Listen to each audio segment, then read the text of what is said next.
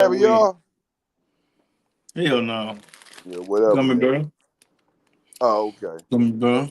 Fucking with that Haribo, Mm-hmm. You knew it. huh? That motherfucker knew it. The motherfucker here. Bad motherfucker, boy. Motherfucker be getting a hold to you. I'm gonna eat me about one, two of them motherfucking shit. Still be over the other one. Eating like them. Y'all even give me one more. We got a handful more.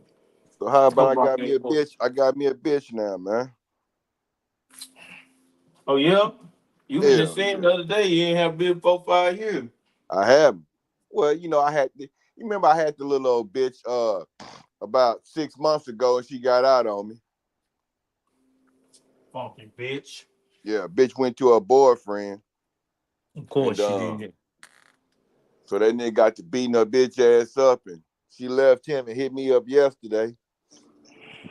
And was Come like, on man, back and get me. Shit. yeah, she was like, man, can I pay your pimping? I was like, you fucking right you can, bitch. Yeah, bitch, you should have been stayed over here, ho. Then you That's wouldn't what have got beat up. But I'm glad you got beat up so you came back. yeah, that's what she said. She said, man, I shouldn't have never left. Of course you Well, shouldn't. now my mind, I'm like, well, shit, you kind of got to leave the, if, what I'm saying, like, that was your boyfriend, so I understand. You know what I'm saying, like, you thought y'all were gonna have something good going on, but then that nigga start downing the bitch and talking shit to her, and you know, talking bad to her, get mad when she getting ready to go to work and dress, all that old shit. Nigga You stop. fucking whore. Yeah, You fucking yeah. slut bag. You come One of back, them bitch. niggas. And All then you that want to bitch, do is fucking suck all the time. yeah, and then check this out. So the bitch was they had got an apartment and all that old kind of shit. And the nigga the nigga he be, you know what I'm saying, like when it come time to pay, pay the rent and shit, he try to work the bitch hard. And so the bitch trying to figure out, I've been working a whole month, where the money at? You know what I'm saying? Why I gotta press and work real Money. hard He on spent the money on a whore. yeah. Tricking. I said that nigga without fucking off your money. That's what it was. And so when it come time to pay the bills, he putting it on you.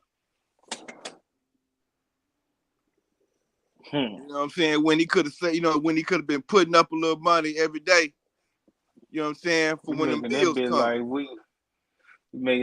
we don't save money, but we just make money. Now it's That's time to it. make the rent. Bitch. Fuck that. That bitch is like, oh no, man, you ain't finna be just pressing me like that, man. Like, fuck that. I ain't fucked up by going to get no money, but don't tell me we ain't got no money when it's time for the bills to be paid. When it's time for the motherfucking bills to be paid. Mm-hmm. Yeah, shit. That bitch did the right thing though. If she wouldn't have did that, she wouldn't have never came back. Sure right. He did the right thing too. Yeah, he did. He He gonna the one that really did the right thing. he gonna be loving. He gonna be. I'm sorry, baby. I love you. He Here trying the he next trying to he trying to do it now, but that bitch ain't falling for it. If she do, then on the oh well. I next. hope he kill her next time.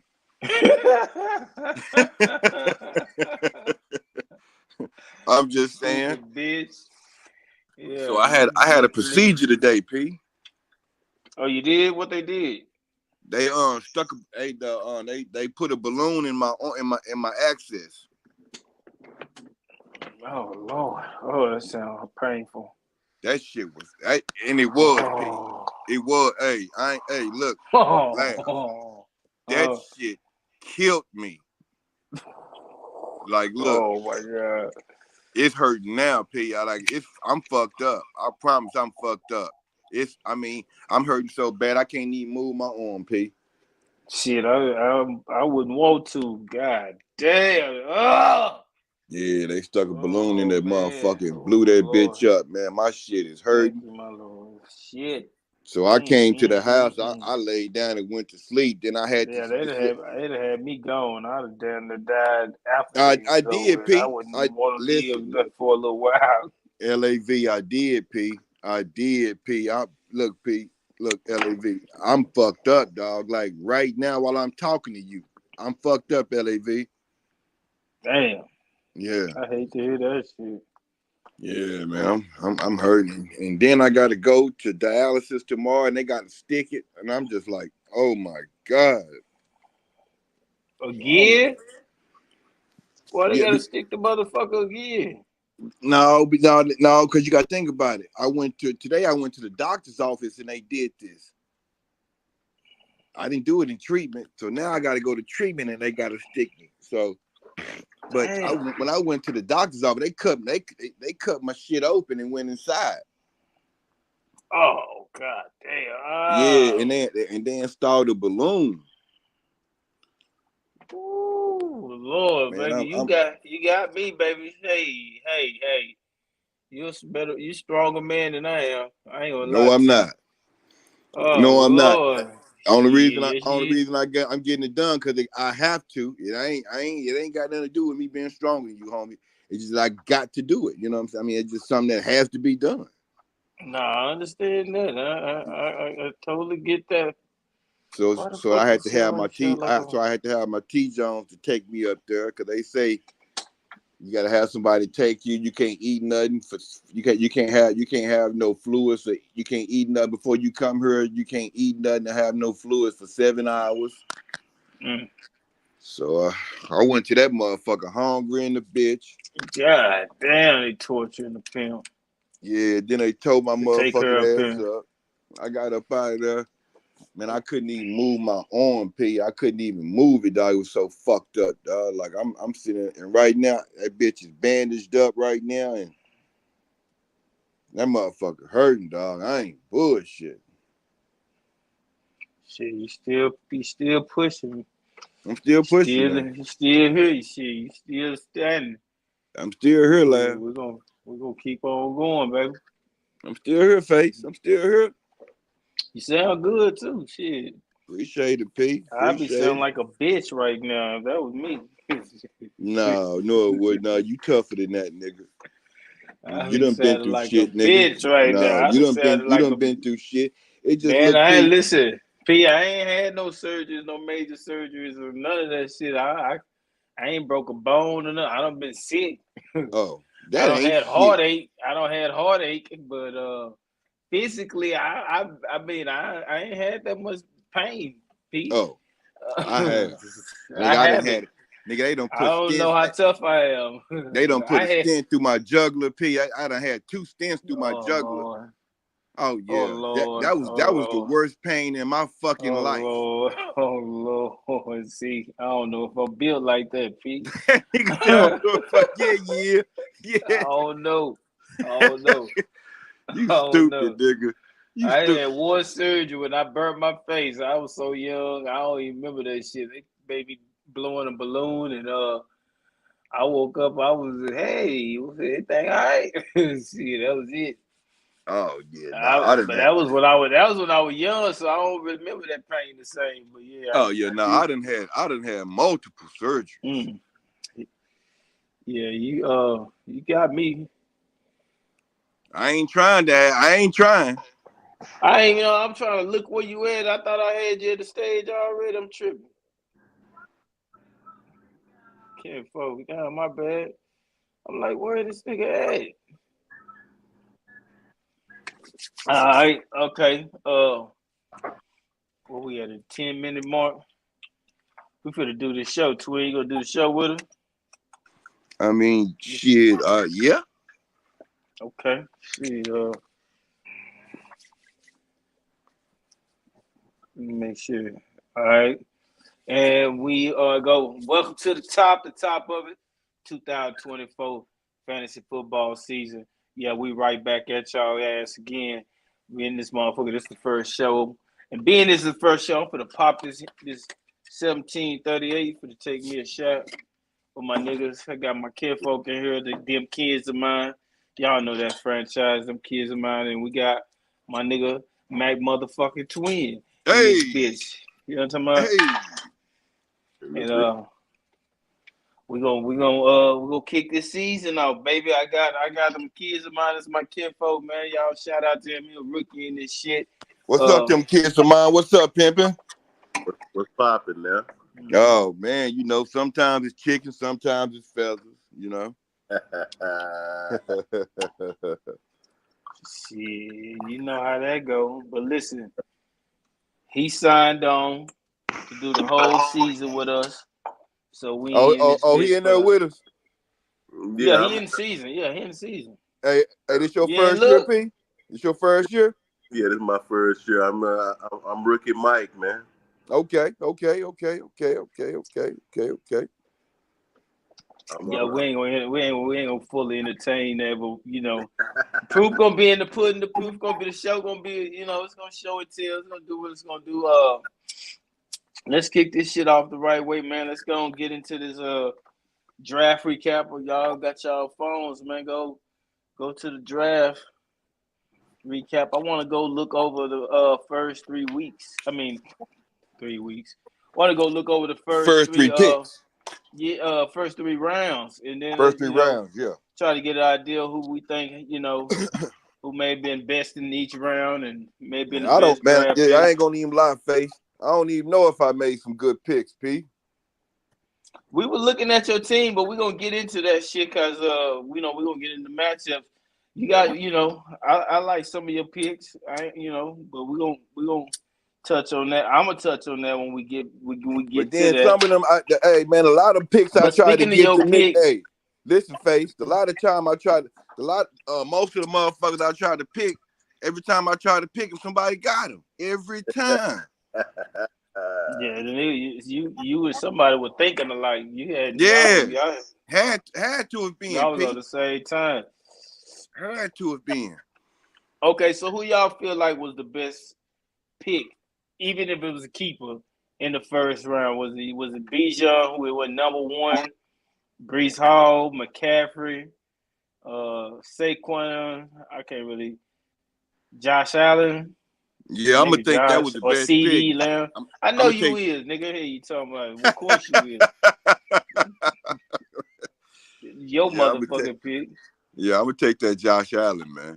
Well, you know me. I'm a lean reek, but I mean, I could easily, you know, I mean, a lot of the keepers. I mean, them niggas ain't dumb. Let me say that. You know what I'm saying? Nigga kept Reek.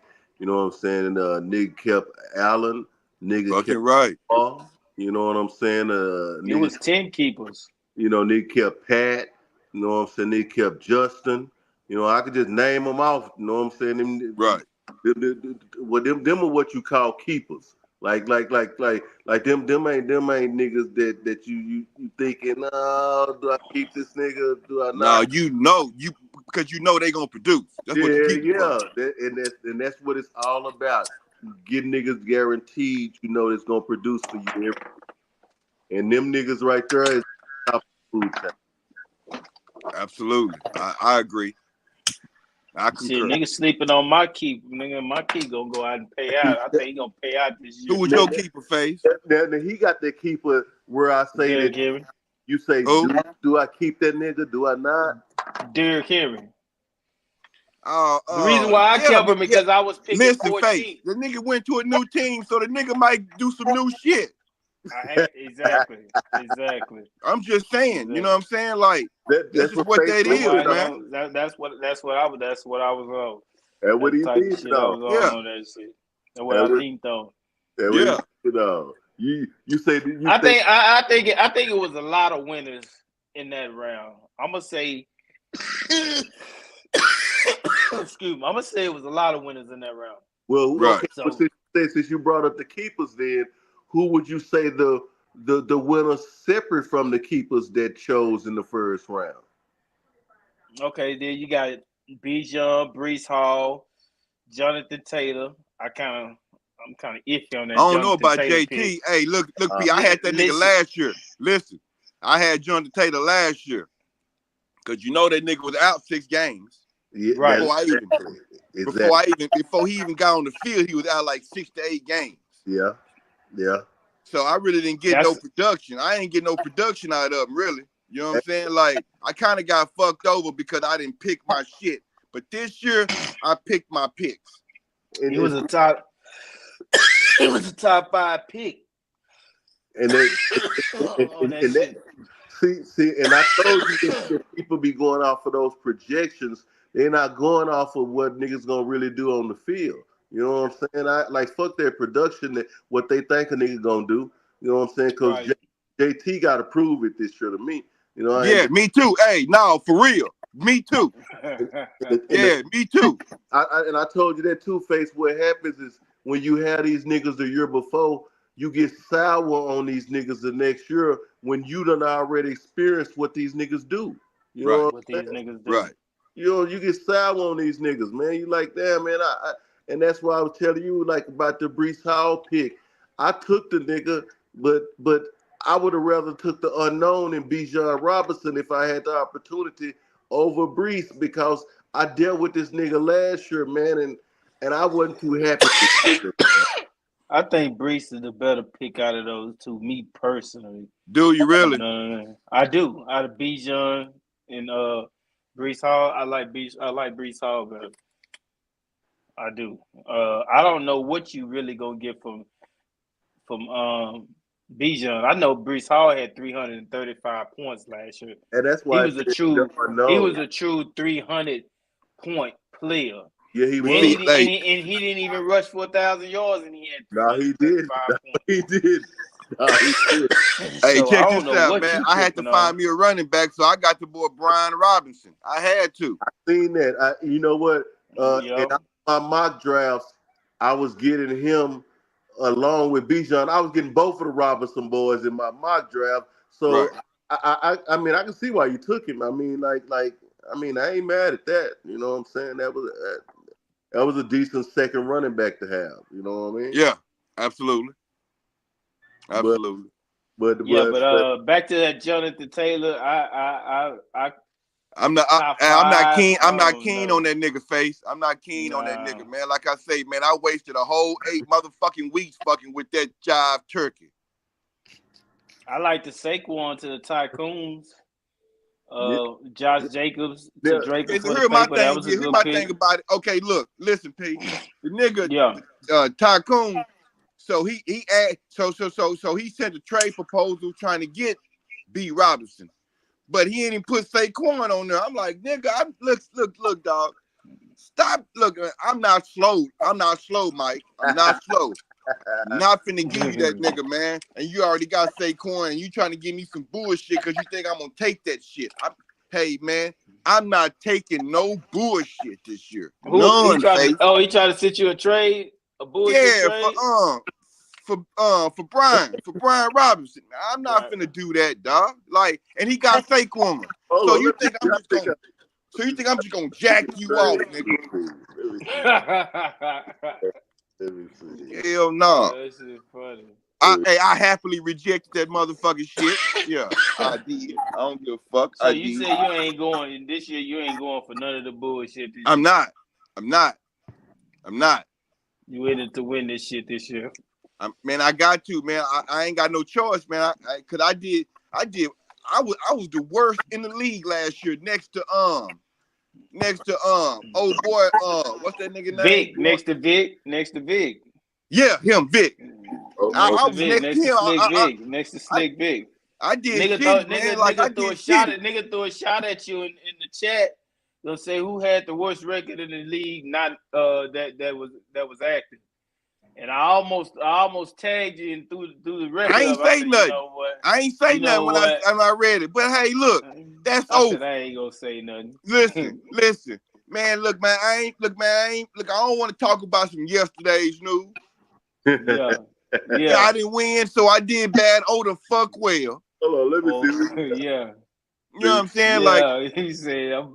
But say you got action this year. Let's okay. Let's move on to this second round though. Okay. So we can get to that all that shit, because you're gonna have something you need to stand on here in a little bit. But In the top of the second round, Let me they see. had Puka, Gary Wilson with number 2, Gibbs went 3, Kyrie and Williams went 4, and Pacheco went 5. Evans, Hurts. Let me see who stand out to me on this list. I thought Devontae Adams was a steal, not being kept. I was happy in the motherfucker to get him, but I mean, I don't know. It's see gonna no be real hard, boy. 'Cause that standouts. I nigga, don't hey, see no that nigga standouts. over there, he over there in Las Vegas, man. They ain't really got nobody to throw it to him.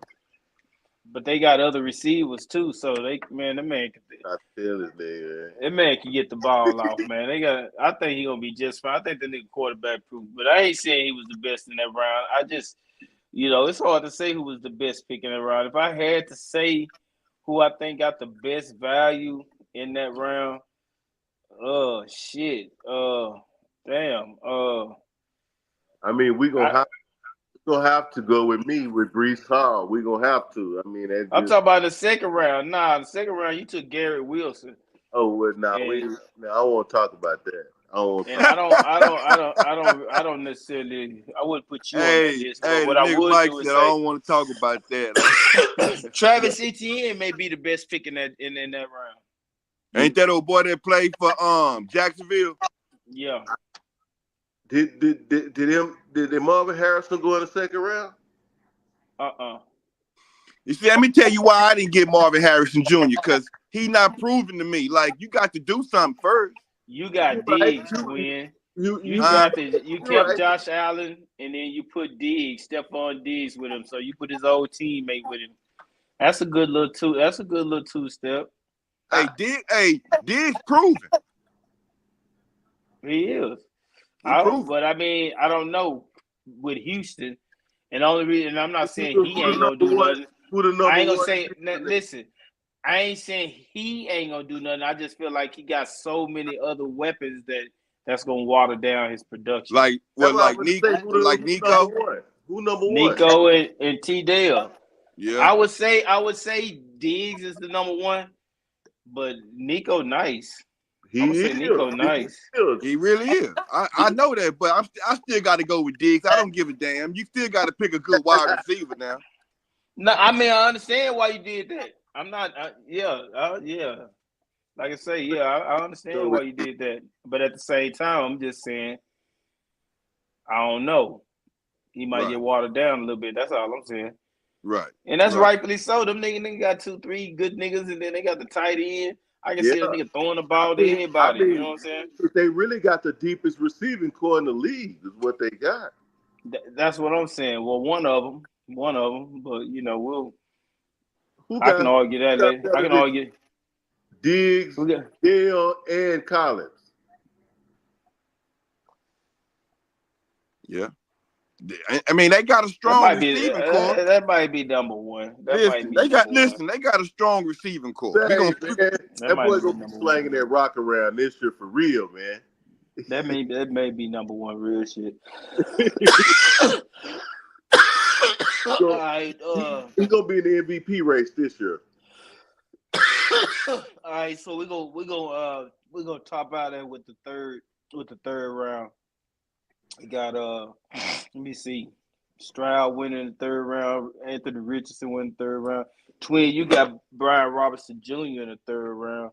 Yeah. Rule Boy got Debo. I got James Conner. I stuck to my board. Ain't Conner, ain't Conner the one that played for Phoenix? Yeah. He was nice. He could catch it out the backfield. That's so important today. So he all right. I mean, if no, that's a solid pick. That's a solid pick. I'm looking at the people. I'm looking at the players I left on the board. I think I took DJ Moore in the third round. Cooper Kupp was right behind James Conner. I could have took him. Look at this shit, Face. KLC. Look at this shit, Face. Oh, P, I can't. It's small, but I'll see it later. Yeah, I'll definitely see it when I edit this shit. It's gonna be big on the screen when I edit this shit. Let me show it again. Damn, let me drink to that shit. That shit's serious. Ooh, my Lord. They fucked me up, P. Heal my brother. Give him strength and help him push Already. through this shit and keep going. I Please appreciate it. please, Lord, don't ever have me ever to deal with it ever. I'm sorry. I don't know if I ever been take that kind of pain. I think I might tap out. But that's neither here nor there. Like I say, I could, man. I didn't even look. I went straight to running back. If I would have looked, I'd have had a different draft. I would have drafted Laporta. I would have drafted Laporta. If I would have looked and saw Laporta right there, there's no way I would have drafted James. I would have broke my draft board. Who you talking about? You talking about the one that played for Detroit? Yeah. Yeah, I had him last year. I don't know why I didn't see that. I would have took Cooper Kupp. It would have been a toss-up between Cooper Kupp, Travis Kelce, and Laporta. Harrison went in this round. I wouldn't have drafted Harrison in the third round. There's no way I would have drafted Harrison in the third round, DK in the third round, Pittman. I had DK last year. I had DK last year. I wouldn't have made half of these picks. Well, shit, you wouldn't have. I think I took more in the third round. You wouldn't have did that. No, I believe in more so than I do. Joe Burrow, he good for the third round. I wouldn't take a quarterback that high, but Joe good for the third round. Laporta, yeah, I would have drafted him. Stevenson, no way. No fucking way would I took Stevenson in the third round. Waddle, yes, I would have took Waddle. Yeah. IU, possibly. Damn, man. No way I would have damn sure took IU. Yeah, I would have took Dak in the motherfucking third round. I wouldn't have. So, I kept on telling me I wanted to take Waddle, but I had made a decision to take DJ Moore because I'm telling you, I believe he's gonna be the number one receiver. Waddle went before DJ Moore though. You didn't even have a chance. Oh, that's right. Waddle, he went like right before he went three picks before you picked. Yeah, that's what it was. Dad took him off the board from me. You probably would have picked him if he'd have been there. Yeah, I probably would have picked his ass. But yeah, I wouldn't have took Harrison in the third round. Like I said, no DK Metcalf, no. I wouldn't have took him. Pittman, no. Kelce, yes. Swift, no. Cook, yes. Connor, I obviously took Connor. Brian Robinson Jr., he went right before Connor. I would have took Brian Robinson Jr. over Connor. Yeah, because I picked that. I would have took Debo. Yeah, but on this round you picked before me. Oh, okay. It went to the end and came back up. And then that puts you right before me. Mm-hmm. Yeah, I would take Harrison Jr. in the third round. I damn near took him in the. I wouldn't have took him that early. I wouldn't. Nah, that's too early. I wouldn't have took him too early. But we'll see. We'll see how it plays out. He's gonna be the one that's fighting Caleb Williams for Rookie of the Year. Watch. We'll see. That sound kind of reasonable. Yeah, like he go like. I mean, Kyle only got two people to throw the ball to: McBride and Harrison. So I mean, shit, that boy gonna get 100 targets this year. He gonna at least he should, right? Yeah. That don't mean he gonna get 100 catches, but I agree he should get 100 targets. I mean, he gonna get 70 to 80 catches. Okay, I can agree with that. I can agree with that. We're gonna definitely find out. We're gonna see what the shit do. All right, so let's move on. I can definitely believe what I can definitely agree with what he said though. I was trying to trade for his ass. Do y'all have any losers in the draft as far as franchises, teams? Who you think did not have a good draft? Because it's hard to say who's the winner of the draft. I mean, they got first and third with the number one and whoever they had number two and all that. But it's hard to see. Well, on paper, you gotta sift through that shit and see. Everybody's saying people like the chosen one, the champ, that he had the worst draft. But I'm gonna tell you, man, some of them picks that he made are sneaky links, man. I'm telling you, niggas like Keon Coleman. Well, let's go. Hold on, boy. Before we move on, let's go back to the draft. Let's pull up his draft. Until a nigga like Keon Coleman, Buffalo, he Buffalo new rookie receiver. Okay. So with his first pick, he had CeeDee Lamb. You've already told me you think CeeDee Lamb is gonna have crazy targets each game Man. and catches. Yes, he is. But you can't say he ain't though. You can't say he ain't. I mean, no, I'm agreeing. I agree. Yeah. You can't say he ain't. You can't say he ain't. So that's an excellent first pick. Yes, it is. Yes, it then is. you backdoor with Joe Mixon as your number 2 pick. See, you know what? I wanted Mixon. Understand that he got to wait all the way till everybody come back around and come all the way back down. Face. So I wanted Mixon, Face. I wanted Mixon. At number 2, who you picked at number 2? I was surprised he went that high. Mixon I got Diggs at number 2. Why you didn't get Mixon? You picked before he I mean, did. it was a choice. It was a choice. Oh, okay. So you didn't want Mixon that much over Diggs. No, I did, but I ain't gonna. So you went quarterback, wide receiver. You didn't go quarterback, running back. That's what I'm saying. That's what I'm basically saying. I went quarterback, wide receiver. Yeah, you need to combo. And then I went running back. Then he went CeeDee Lamb at first pick. Then he went Joe Mixon number 2. And number 3 he took C.D. Stroud. That ain't a bad. So that's a stack. That's a running back quarterback. They on the field at the same time. They might affect each other points. They might help each other points, or they might take away from each other points. It's also a week that they both got to be out. The week they both out. Real shit. Now that's the tricky part. Yeah. And with his number 2 receiver, he got T. Higgins, who is a number 2 receiver. Yeah. But he might be a number 1 receiver because we don't know what Chase ain't gonna be there this week. We don't know what Chase gonna do. Oh, okay. So he's gonna be number 1 this week, so it might not matter. Yeah. He gonna have a good week this week. Shit, book that. Then in the 5th round, he got Dalton Kincaid. That's a great pick. I told you I like. Do Kincaid still play for Buffalo? Yeah, you do. It's his 2nd year. He was. I like him a lot, man. I like him a lot. He was one of the people that I said I should have took. I had the nigga take, man. He went a couple of picks before I picked. I was gonna draft Kincaid. In the 5th round. So he got is Coleman his 3rd receiver? Yeah, he got Keon Coleman and he played for Buffalo too. So that's gonna be a week with 2 niggas out. A week with 2 niggas out, yeah. Damn. Yeah. Then in the 7th round, which really though, he got Rico Dowdle. That's his second back. Then he got a kicker in the 8th round.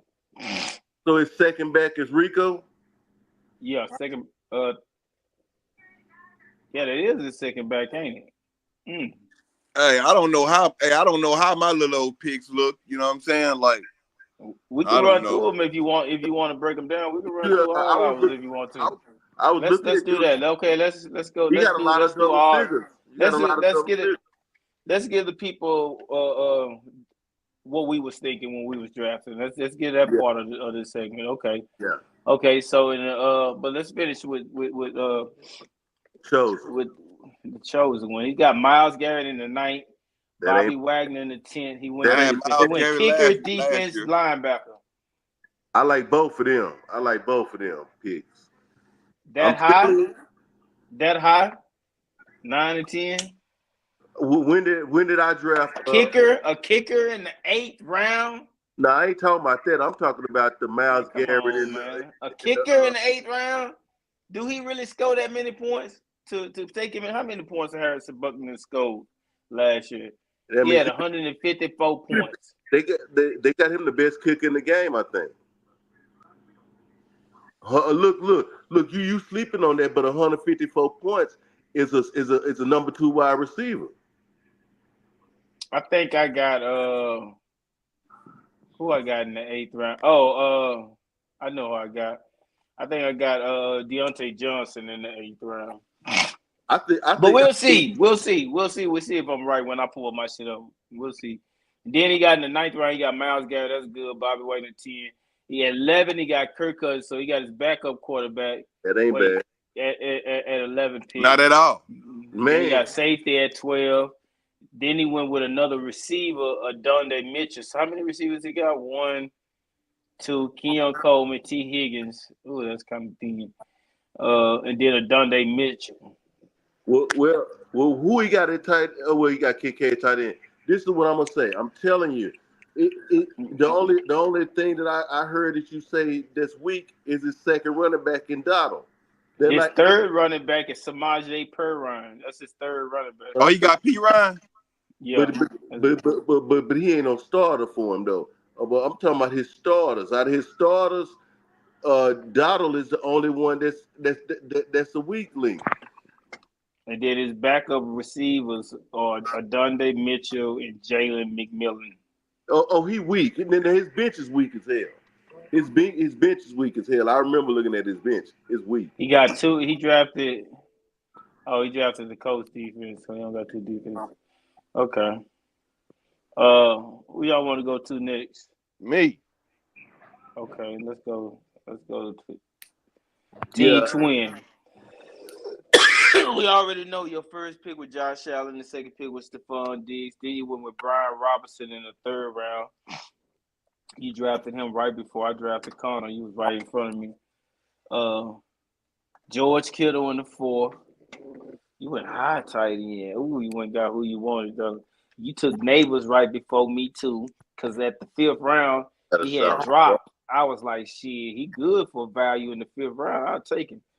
Yeah. Then Devin Singletary, Zaire Franklin in the seventh round. That's really high. You went higher than the chosen one for a linebacker. I think he went ninth. You went seventh. And that nigga's a dog, Zaire Franklin. So I can see why you went there. Then you went Gabe in the eighth, Mac defensive end in the ninth, which was good. You went kicker in the 10th, the 40. You got the 49ers in the 11th. I didn't pick a defense to the 14th defense. Then you went head coach at 12th. I'm scratching my head about that. The Ravens head coach at 12.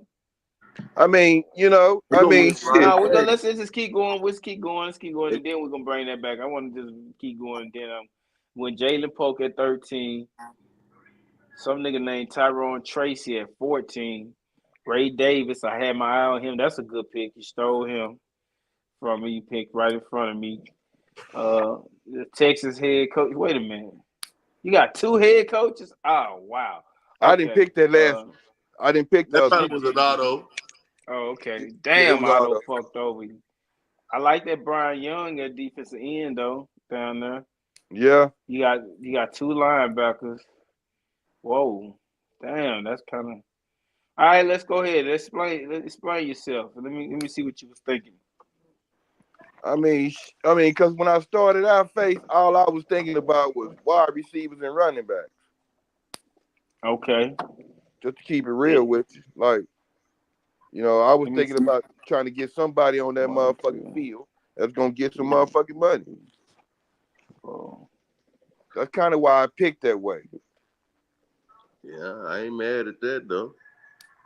4, 3, 4, 4. Yeah, you got 4, but you only got 4 running backs and 4 receivers. Yeah, but those are the ones I picked. Okay. Yeah, I know those are ones. I'm the one. I mean, you got to think about it. But I'm just saying, saying, a lot of, and you could have picked. You could have picked. Why you didn't pick 5 running backs and 5 receivers instead of 2 head coaches? Face. Some of them didn't pick that. Face.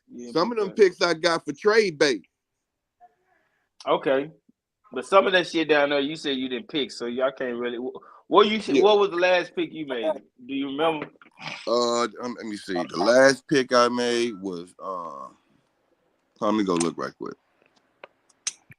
So the last pick I made was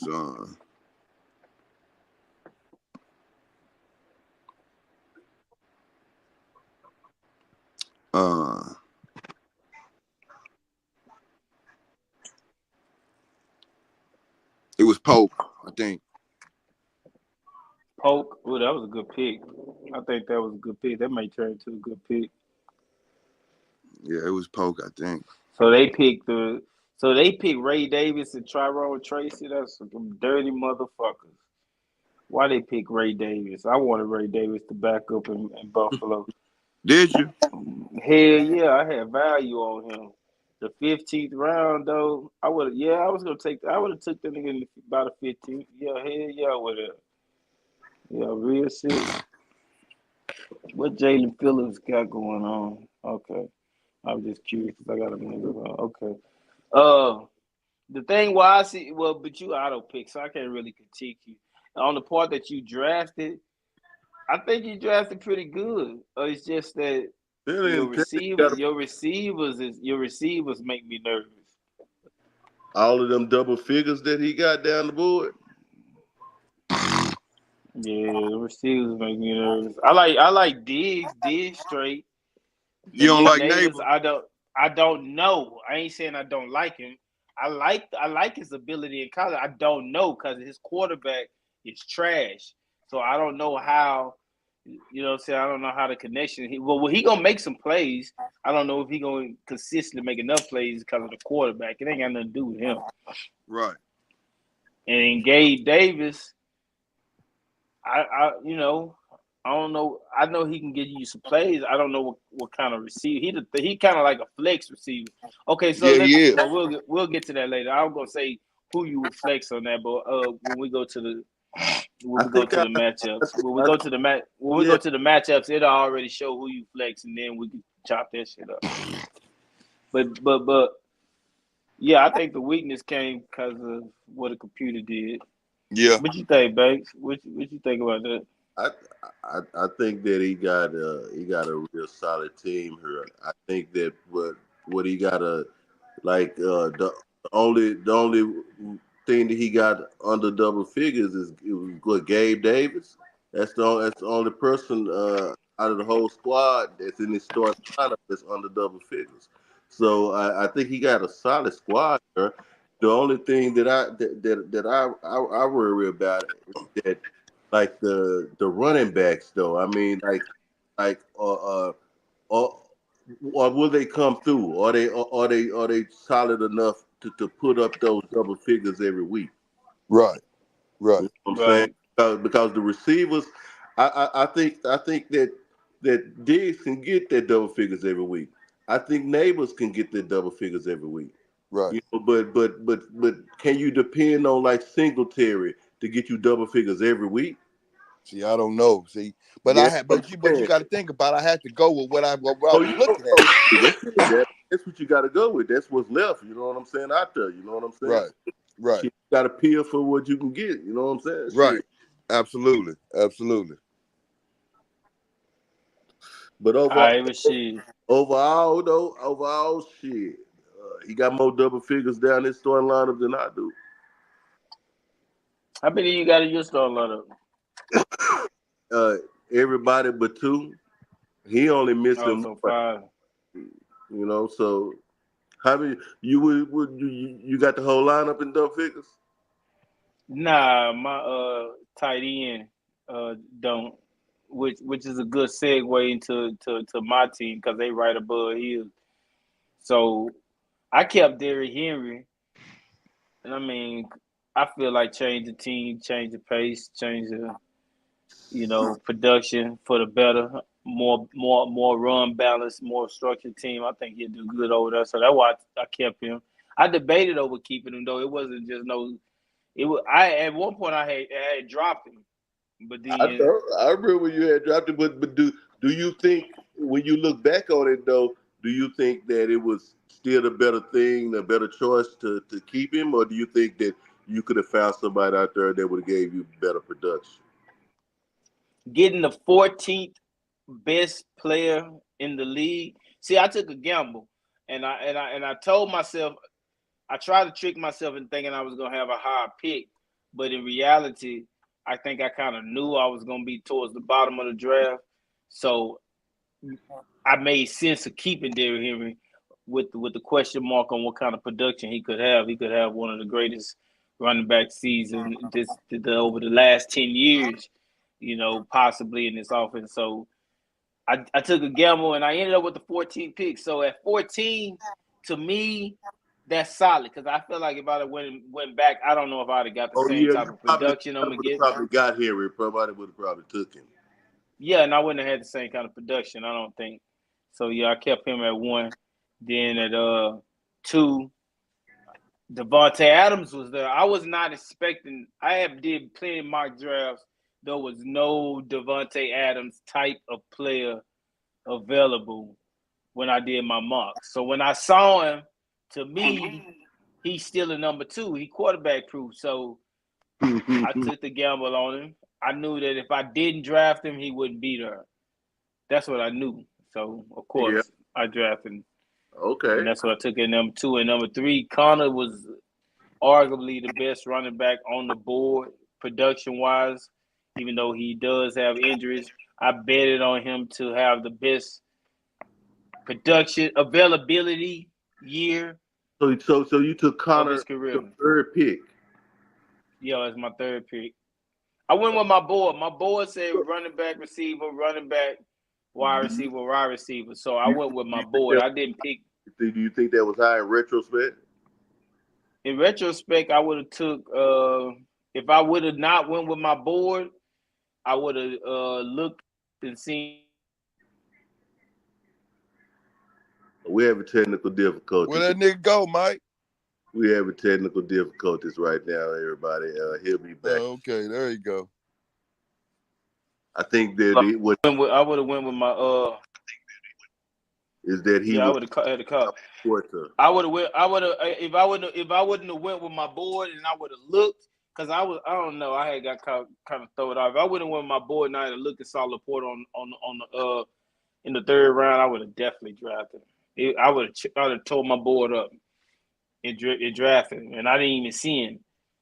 So you know what I'm saying? I ended up drafting Connor, and I had some, and I'm kind of fucked. I was I ain't gonna say I was fucked up about it, but I was kind of like, damn, you know what I'm saying? Like, I could have had the nigga I had last year. You know what I'm saying? I could have had the nigga. I could have kept him. Yeah. And kept him in Henry. I could have, you know what I'm saying? So, yeah, I kind of mad at myself. In the 3rd round, I ain't gonna even lie to you. But in the 4th round, I had Pickens. I saw Pickens on the board, and I asked myself, damn, is Pickens like that? And I remember some of the plays he had last year when he shared the field with Deontay Johnson. So I was like, yeah, that nigga a dog. And I'm like, yeah, they ain't got a quarterback. Yeah, we got Draper. Draper tapped in. Draper for the paper. I did. Yeah. That nigga sound like about 50 men. Nobody said it can sound like 50 men. Twin.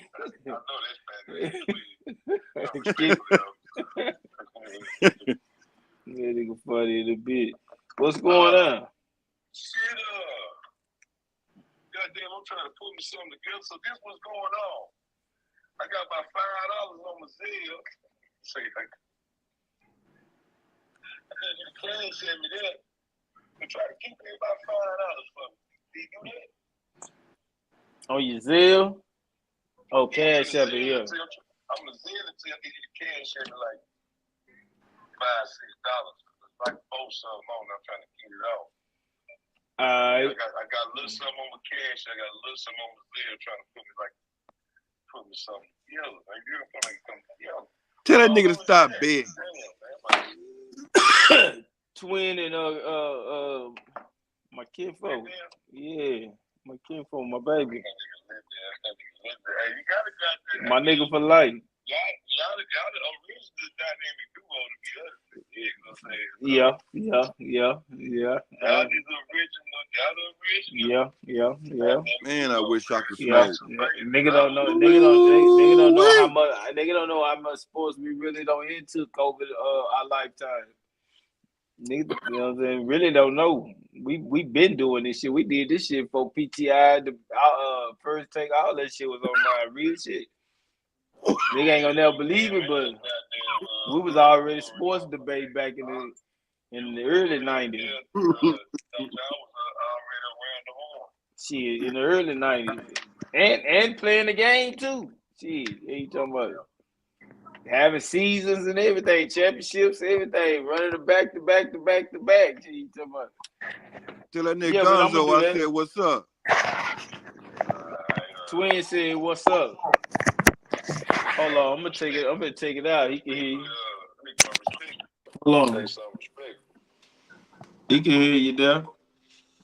What's up with you, Mac Twizzle? What's up, Lord? I'm saying, what you gonna do this year, twin? Yeah. Man, I gotta do it this. I got it. Look, man, I ain't gonna even lie. I ain't look, Zen. I ain't gonna even lie. You kind of almost like a veteran now. Yeah. Yeah, it's been three. I'm 3 seasons in. You know, I think I got something this year. Huh? You stupid as a ball. And they acting like my son with his weird ass. Yeah. So my hey man, don't like that, nigga. Look at this shit, nigga. What'd he say? Don't ever disrespect me like that. No, man. That nigga Damo a piece of shit, dog. You gonna call me slow, huh? No. That nigga Damo a piece of shit, Drake. I thought you said I was slow. Oh no, hell no. I mean, Damo slow. Damo slow in a motherfucker. Why you feeling shit?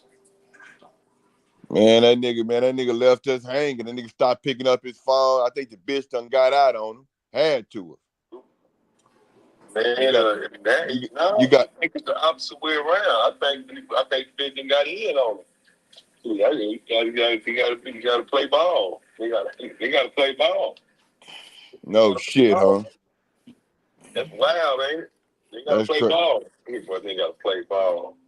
Hey, let me give you the famous quote from a nigga that I know.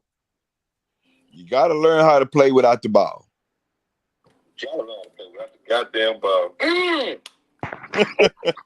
No diddy. You gotta learn how to play without the ball, man. Hey man, you gotta know how to have motion without the ball, man. You get I'm talking about that. That's the the man. You hear me? Hey, Face. You gotta move around till you get open, man. Face, that nigga. Hey, Face, that nigga Draper came up with a bad motherfucker when he said that. Shit. Goddamn right. Got to know how to play without the ball, baby. That's what he said. Hey, Draper, you said that shit like 3 years ago. I ain't never forgot this. Create motion without that motherfucker, man. You hear me? Hey, Draper, you said that shit 3 years ago, and I still ain't forgot about it. You know, everybody drop a little jewel and stick with a nigga. You hear me? Like I said, everybody got those little jewel in it. Okay, I'm gonna say that I stuck with. Right. Yeah, but think about the draft, twin, right quick. But when you the point guard in your life, you better have the ball. Shit, I don't want nobody else to have the ball. Hey, I ain't gonna even lie. Hey, I ain't gonna even lie. Zen, I think I did decent. I don't want nobody to have the ball in my life. Shit, controlling what we score or no. He talking about give me the ball.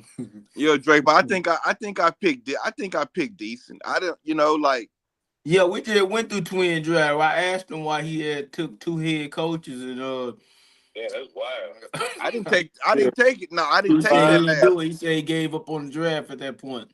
He said he only picked 13 niggas. Everybody else was the computer. Yeah. I'm like, why the fuck they pick Ray Davis in the 5th round? Ain't that a bitch? They should have selected a punter. Oh, see, this what I'm saying. Hating ass nigga. Yeah, that's that I'm Cecil just hate saying, ass I was shit. gonna pick that nigga you picked right before me. I'm like, this time they should have did a punter.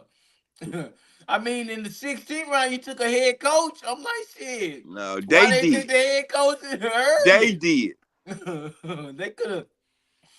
They could have took one of the better winning teams. Like, take the Kansas City coach. Take the San Francisco coach. Ain't that a bitch? They fucked over me and gave me the Jets. That's so I was Why like, you take it right before I want to take Ray Davis? That's what I'm talking about. They did that. They did that, it. Face. I'm saying why they do that. That's what I'm saying. Like, instead of bitch, they want to actually make a good pick. Why they out here making all these bullshit? It took 2 linebackers, 2 defensive ends, 2 head coaches. Ain't that a bitch? That nigga bench weak. Very, He ain't on that very. bench, my boy. Hey, my shit. I'm alright with mine. I don't know why they got me right. But look here. I'm alright with mine though.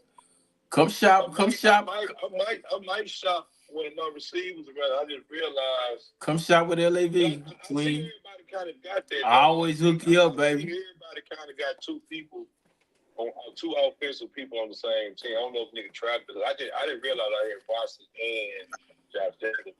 Hey Drake. Hey, I think Drake was drafted pretty. Let me go. Pretty While we got you online, let me pull your draft up and let's run your draft since we got you in here. I think When I Drake was run the drafted pretty edit, good. when I run the edit, I'm gonna put your picture right there when you call it in. On site. I street reporter.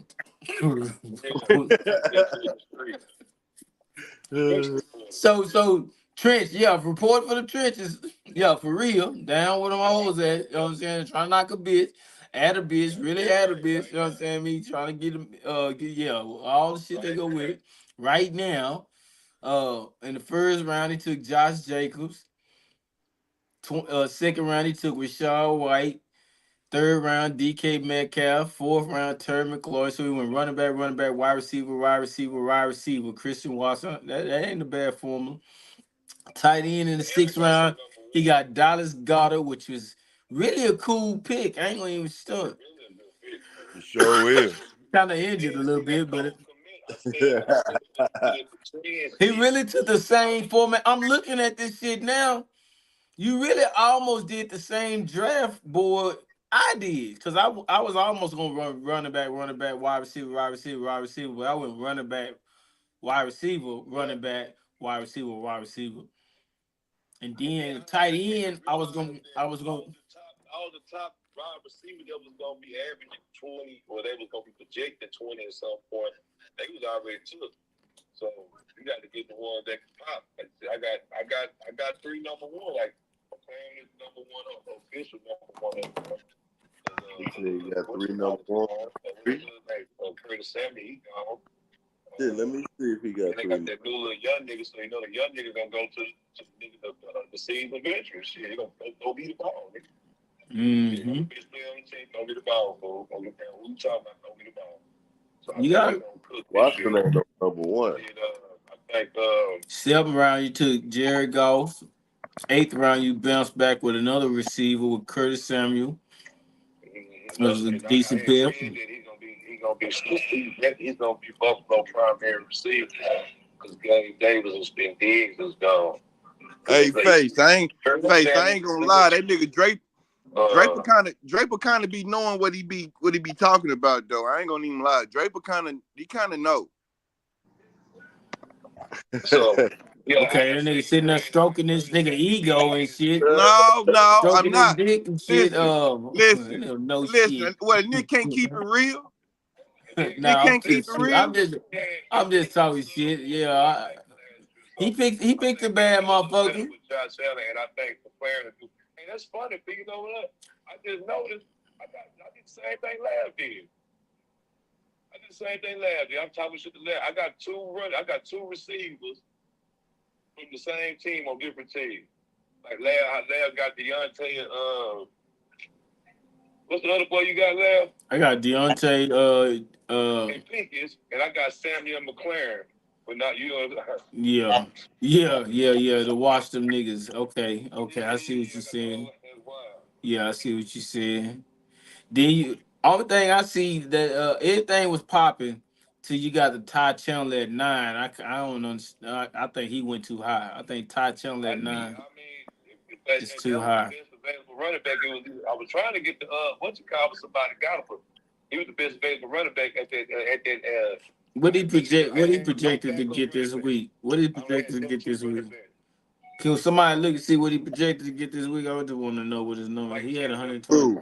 Who? Todd Chandler. Oh, he 8.8. 8.8. I got Nah, that was for me. That was for me. That was for me.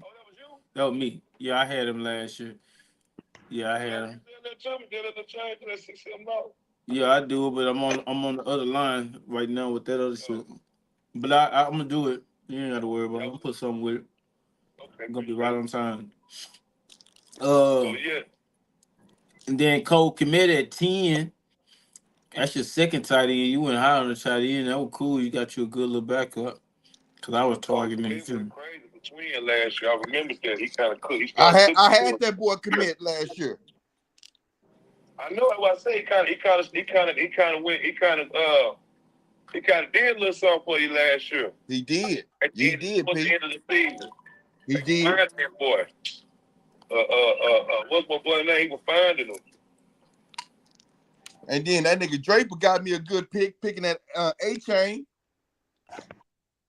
Draper got me to get that nigga. A lot of that shit after that was just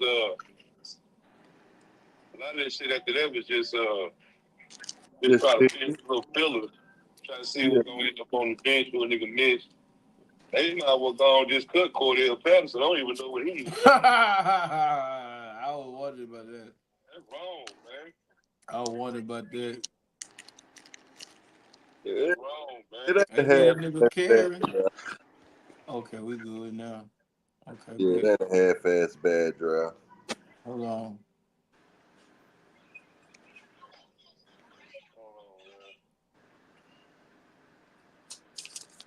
Hold on, P.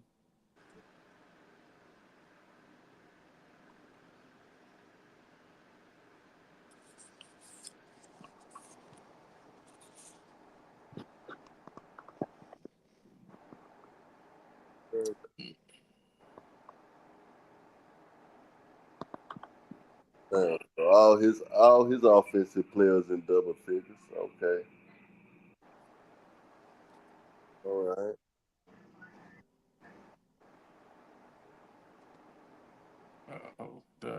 Okay, bet. All right. We back. So then, yeah, after Cole committed at 10, you took my old quarterback, Derek Carr. I was like, and look, check this out. Hold on. Check this out. God damn, I be having my eye on people. You grabbed him or the computer grabbed him? I grabbed him. Okay, so look, check this out. How about we swap quarterbacks from last year? I got Baker.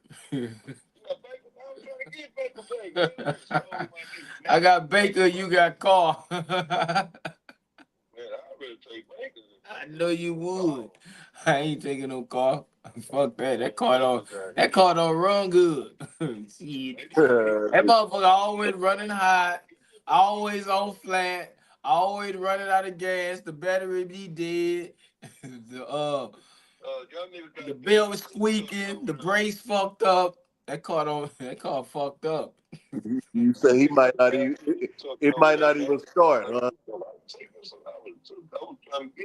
Yeah, I think he took him kind of high, didn't he?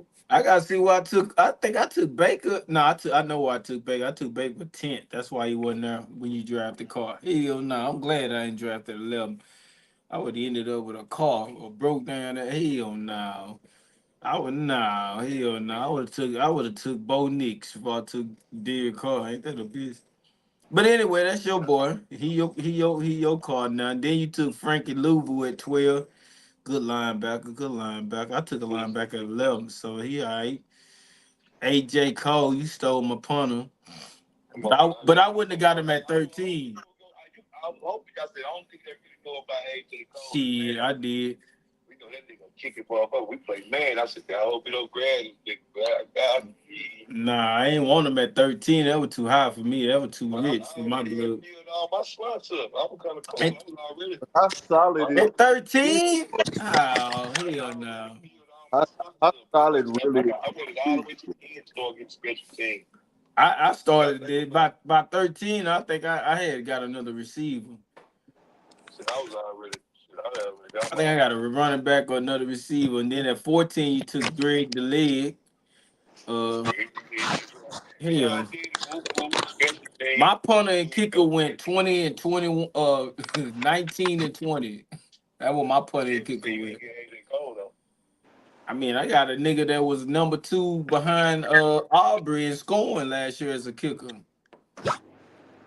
So I'm just, I got the Nick. No, yeah, Cole, I'm tripping. You right. No, I'm talking about Greg the Leg, but I had a decent punter. My punter hit a 63-yard average in one game last year. That nigga had a whole bunch of double feet. I got Cleveland punters, but yeah,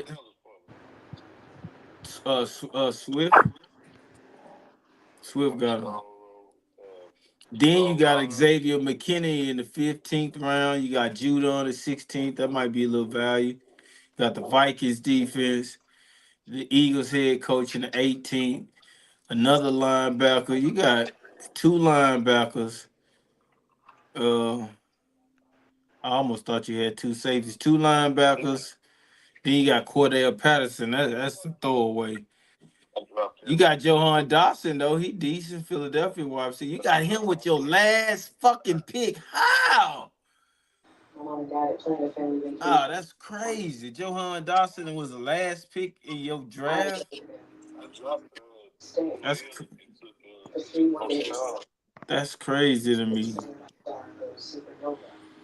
Man, what you think about that Draper draft? What you liked about it? What you didn't like about it?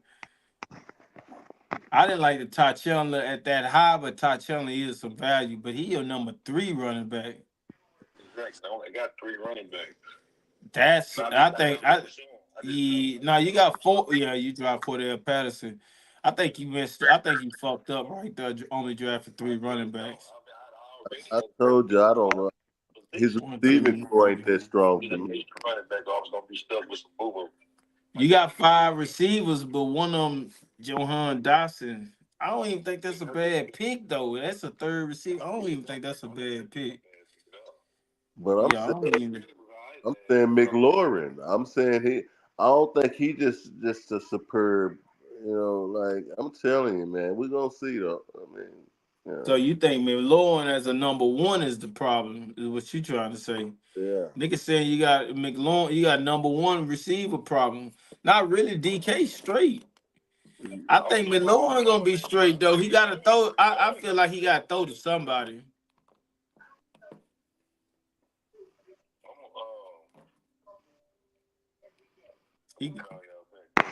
Alright. I'm looking at Draper roster. I feel like he gotta throw. He got Curtis. He gotta. Let me see.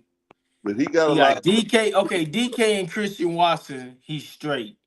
Curtis Samuel throw in, and the other niggas will throw in. I think as long as them niggas healthy, I think he's straight. I think got a decent little lineup. But look, they don't even project Christian Watson to get 1,000 yards this season. Well, they got him at 840. Yeah, 840. They just show you what only 54 receptions. That's so they saying he really gonna spread the wealth. they saying he ain't the man. That's what they saying. I don't think the mother Reed ain't that much more better than that. And who the next nigga? Weeks or Dobbs? Dobbs. He was a way later than this pick. Yeah, I took him. I took Dobbs. Yeah, he way later than this pick. I mean, he ain't a number 1. I'm glad I ain't draft him as a number 1. That's his number 2, number 1. So, I mean, that's kind of almost hit and miss. That's what I think it is. But he might still get like 6, 7 touchdowns or something. Curtis Samuel, I don't even know. We just don't even know. And so, if Christian Watkins is a number 2, or they just get number 2 production, I mean, he got Terry McLaurin. So yeah, I don't. I don't know. That's what I don't like his quarterback. There, he got both of my quarterbacks from last year. I had Derek Carr.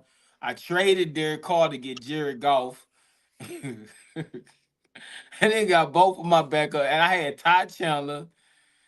That nigga got like 3 niggas out here last year. Real shit. And I was gonna draft AJ Cole this year. Okay, so it's just me and you right here, me and Mike Kinfo right here. You know what I'm saying? We go way back, 25, 21 St. Clair. We were doing this shit, nigga, way back before all this shit even went mainstream. So it's it's a beautiful thing that we here right now doing this show together. So bam. All right, let's go finish my shit. I took Henry, Devontae Adams. We already know how I took that. James Conner, George Pickens in the 4th round. I don't, you know what I'm saying? I, I just liked it, his value. He's the 68 valued player at the time in the 4th round. I mean, I couldn't say nothing else. You know what I'm saying? The 68 pick in the 4th round. Deontay Johnson, I took him. That was my 5th pick. 6, I took Rome Odunze. I like that pick. They go with my quarterback, who I took right after him. So I took Rome. I didn't even know I did that. I took Rome in the 6. I took Caleb in the 7. Back to back, which might turn out to be a dumb. Damn, I took Khalil Shakir in the 8th. Okay, wide receiver. So I went. Oh, I know why I did that. Cause the tight end that I wanted wasn't there in the 6th round. And so instead of picking the tight end or just forcing a tight end, and then at the quarterback, they had Aaron Rodgers, and I was like, I don't want to take Aaron Rodgers. I'll wait another round and get Caleb Williams because Caleb Williams was up there. So I said, fuck it, I'm gonna take Rome. So I took Rome instead of taking a tight end in the 6th because my board said take a tight end in the 6th and then take a quarterback in the 7th. But because there was no tight end there that I felt would had the value of a 6th round pick, I went with Rome Odunze. And then boom, I got Caleb. I took a gamble because I somebody could have drafted him, but I just felt like he was gonna be there in the 7th. And he was there in the 7th. So I was cool with that. Khalil Shakir, I felt like he was the number 1 receiver, and I was like, damn, I could possibly get number 1 receiver value in the 8th round. I can't pass that up. So even though I had already taken 1, 2, 3, 4 receivers, I took another one in the 5th round. So I had 5 receivers in my first 8 picks. You know what I'm saying? And then I took a running back, Tyler Algier, because I needed a running back. I felt I needed a running back because I had only Derrick Henry and James Conner as running backs. I need a decent third running back. You know what I'm saying? Just Yeah. bye week, uh, injury. You know what I'm saying? And I feel like 9th round, Tyler Algier, that's a decent value. 10th pick, I took Baker Mayfield because I was dead set on picking. I had this is how my board fell from. I went back to my board. I fell off my board at 6th pick, and then I came back to it on the 9th pick because I had the running back slotted at 9, and then I had Baker Mayfield. I mean, I had a quarterback at 10, and Baker was to me the best value on the board at the time, so I took him. And then my board said take a linebacker at this time, so I took Nick Bolton. I felt it was time to give me a defensive player who could have like a 14, 15 point game that Yeah. one week that I needed. And I felt like 11 was a good pick, and both Nick Bolton was there. And they got him projected at 10 points. So that ain't bad. He up there with some of the better linebackers in the league. At 11, I think that's good value because we were just going through Drake, but I think he picked a linebacker at 9. You know what I'm saying? Who got the same 10. So you tell me. So then at 12, I took another running back because I only had 3 running backs. I knew I needed another running back, and I know Khalil Herbert is like a fringe starter. He really had a good few performance towards the end of the season last year, and if he gave me that towards the end of this season, that'd be right on time. So yeah, I took that. Then even though I had tight end slotted at 6, the way I looked at the board, once I got to 6, it was no tight end worth taking at 6. So I decided I would push tight end down to 13. That's why I took the extra wide receiver earlier because I was gonna take a wide receiver at 13 on my board. So I pushed tight end to 13 and picked and came up with like I say, Rome Odunze. He wasn't supposed. That wasn't supposed to be a tight end spot. That was supposed to be I mean, that wasn't supposed to be a receiver spot. That was supposed to be a tight end spot. But I said, fuck it. I'll pick that up and maybe that come out. And so that may be something real interesting later on in the year when Caleb Williams and Rome Odunze are 1-2 and niggas, and I'm receiving all the benefits from it. So we'll keep our eye on that. But like I said, I took Juwan Johnson tight end. I know he's not a stellar tight end, and he got Derek Carr as the, so it's ironic. I gave up the quarterback and I got the tight end, a nigga who he gonna have to throw it to. But 8.2, that's decent value. If the mother niggas get their points, they'll cover him up. That's how I was thinking, because it just wasn't really no tight ends left. And then I took Alex Highsmith, defensive end, as my 14th pick. Then I took the Bengals defense. I had to go a run on defense. I had already got a linebacker at 11.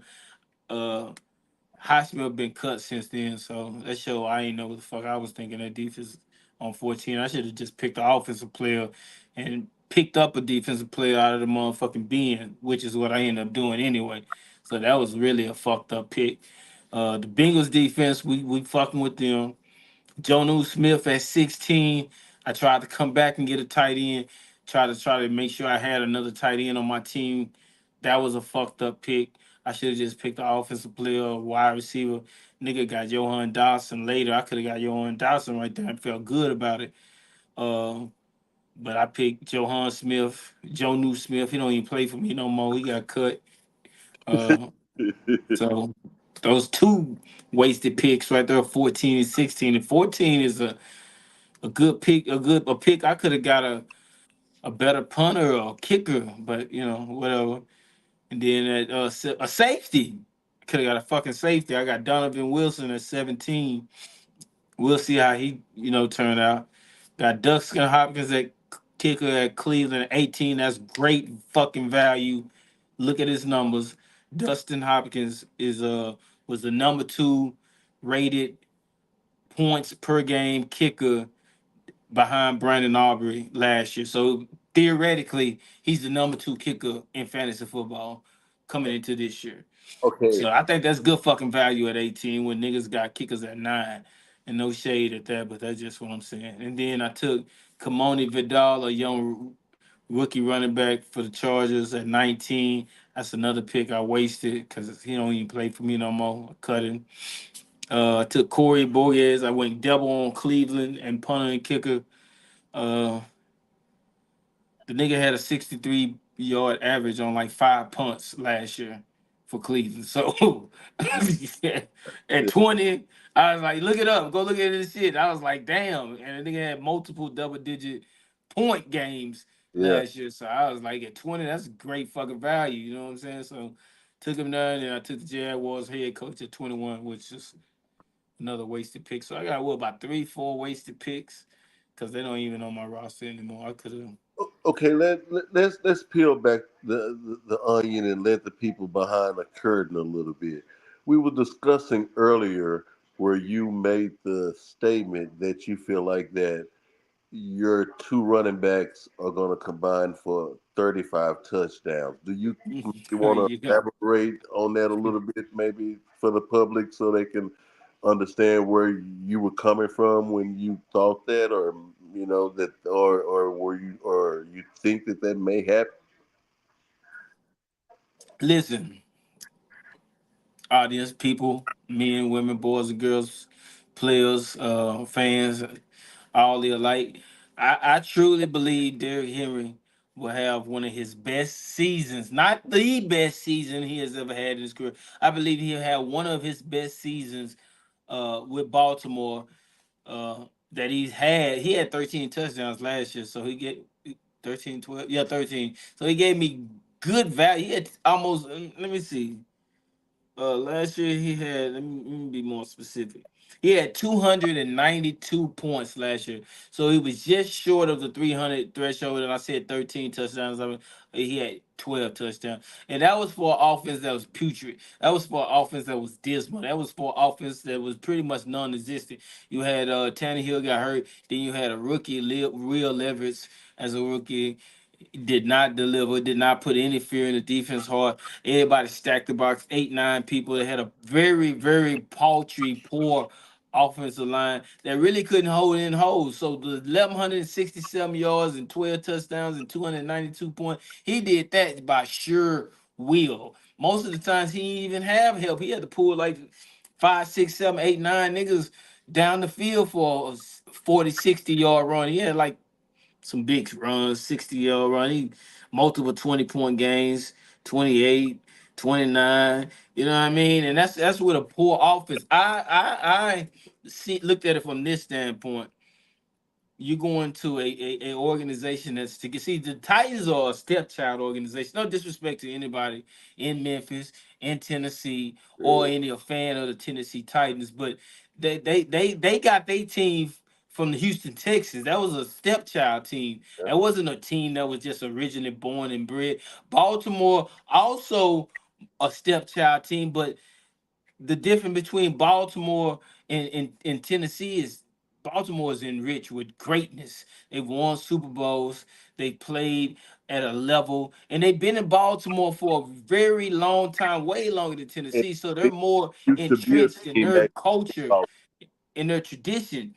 And you take that, and then you take a team that has one of the greatest quarterbacks in this league, a very good receiver in Zay Flowers. I had him last year. One of the great rookies of last year. Shout out to Zay Flowers. But you take that offense and one of the greatest tight end who plays this game, and Andrews, and when you mix that together with a great empowering defensive line, great fans, great weather. For people who come from Miami and dome situations, the guy that go down there and try to stop him in the fourth quarter while you got a 6'3", 220 some pound 4'3" man of muscle just running niggas over. You don't see him carry it. He's intimidating. And I just think, with that being the case, that he's prone to have one of his best seasons of his career, a la McCaffrey when he left a organization who wasn't really, culture rich, Super Bowl stamped. You know what I mean? And went somewhere where it was that, where it was an organization had a plan, had a good offense, had good blocking, and the home field advantage results and I don't really see him being too much different than what McCaffrey did. So boom, with that being the case, sorry for the long answer with that, but I have to No, give I my mean, guy. I I, got to give my I, guy I who's just been with like, me 3 years and carried me to two championships games and one Super Bowl, the just due that he deserves.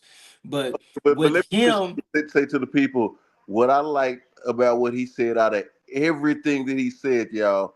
Did y'all listen to how he snuck in that the man runs a 4-3?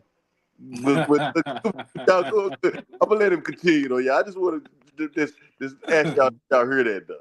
man, you don't want to. Okay, you stand in front of a nigga that's 220 some pounds of muscle running fast and coming at you. That's hard to take that Oh, hit. it is. Especially if you 5'10, 5'11, six It is. foot, 185 pound, 190. So I so mean, if you 210 or something and you 6'2, then maybe you'll get up for it. But you know, okay. So we hear you. You saying he's gonna get how many touchdowns then? okay, I think that he had 13 last year with a very poor offensive line, a rookie quarterback, a receiver that was uh no fault of his own, injured, Yeah. injured. And the coaching, he had a coach that was just not there, indicative of how he lost his job. But I think that's worth 7 touchdowns. So he Oh, had 13. He had 12 last year. Excuse me. He had 12 last year. I think he can get seven more for the simple fact is you're gonna have a lighter box because Jack can get outside that box. And if Jack get outside that box, he could take it to the house. So you can't just put 8 people up there in the box and also let him throw it to a speedy receiver and a really shifty and talented and excellent route running tight end who's sure handed. And when he catches the ball, he could take a little short pass, 40, 50 yards, even to the house. So, with that being the case, I think they're going to be a lot of lighter boxes. I think there's going to be more honest defensive play as far as trying to stay home, and that's going to open up. I mean, that's going to open up holes, and Henry just going to run through them for big chunks of 5, 8, 13, 47, 60, touchdown at the goal line. They going to throw the ball. Zay Flowers are going to run it 40 yards on a slant, get down to the 12-yard line. Guess who's going to score the touchdown?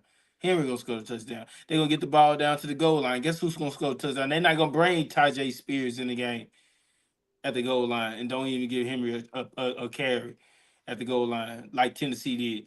Baltimore is about winning. Baltimore is close to winning Super Bowl. Baltimore knows what it's like to be in the hunt late in the season in January and February.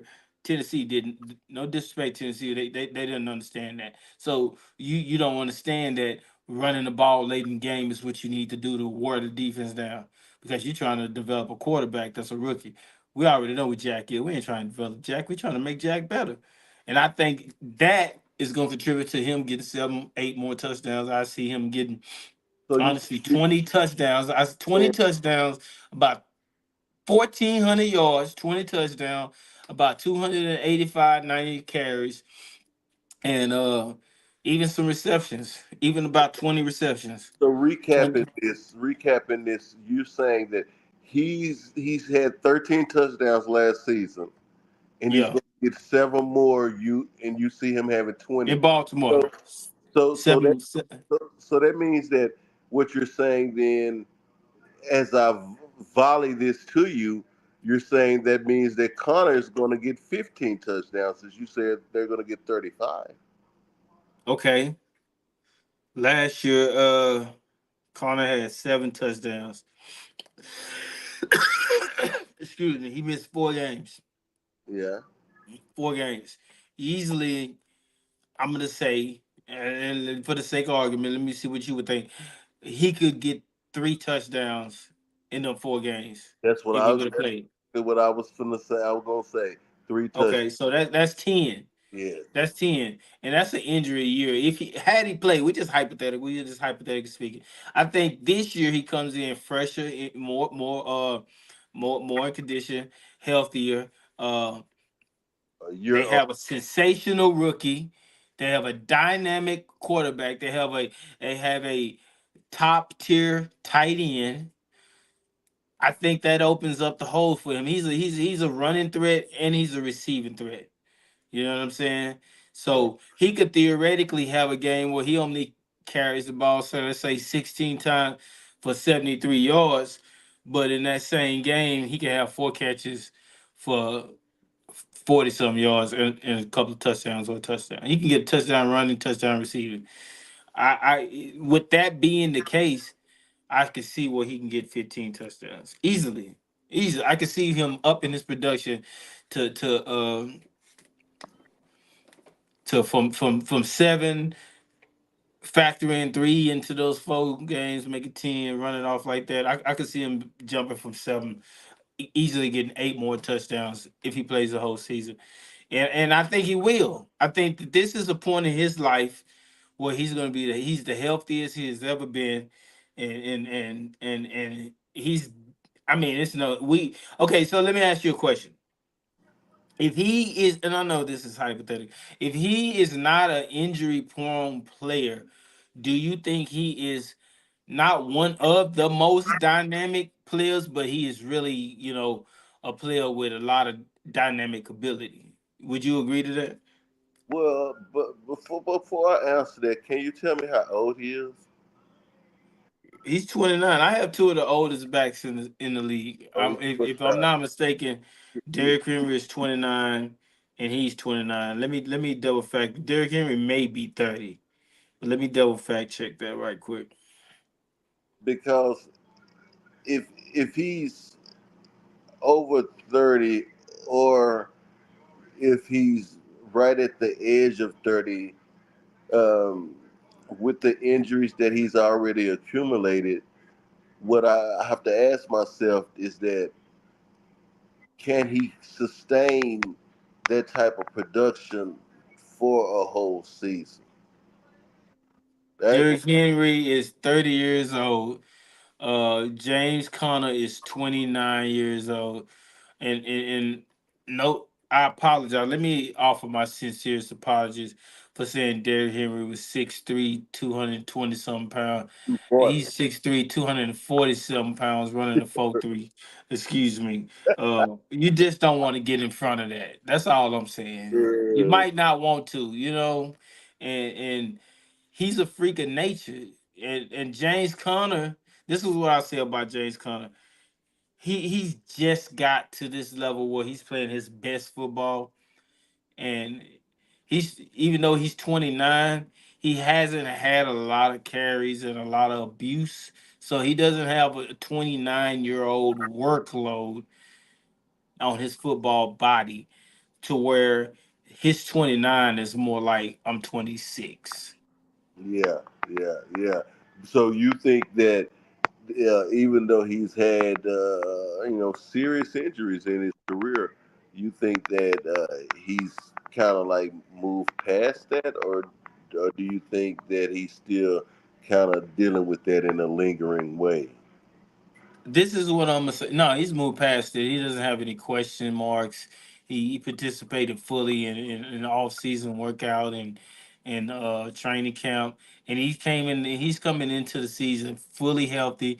Actually, he's coming. He's actually hit a point in his football career life to where he's been feeling as good as he's ever felt at any stint in his life. As far as right now, he's into his, as early as it is at 29. He's kind of into his prime right now because he had those injuries and lack of a lot of carries early on in his life. He had 236 points and he only played 13 games. You factor in, another. I could easily say in 4 games he missed that he could theoretically had 60 points. That's almost 300 points.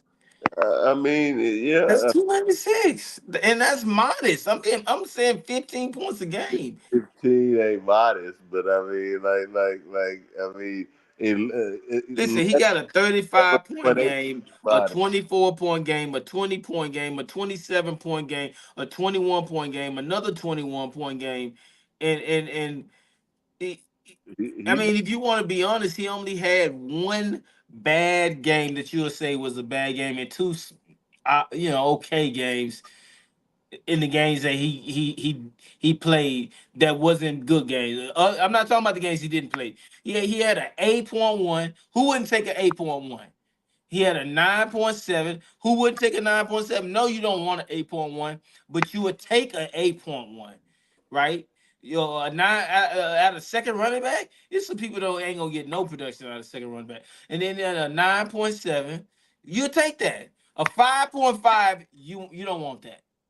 No one wants a 5.5 or another two out of a number two running back. A 8.25, I don't want it. I take it reluctantly. I take it.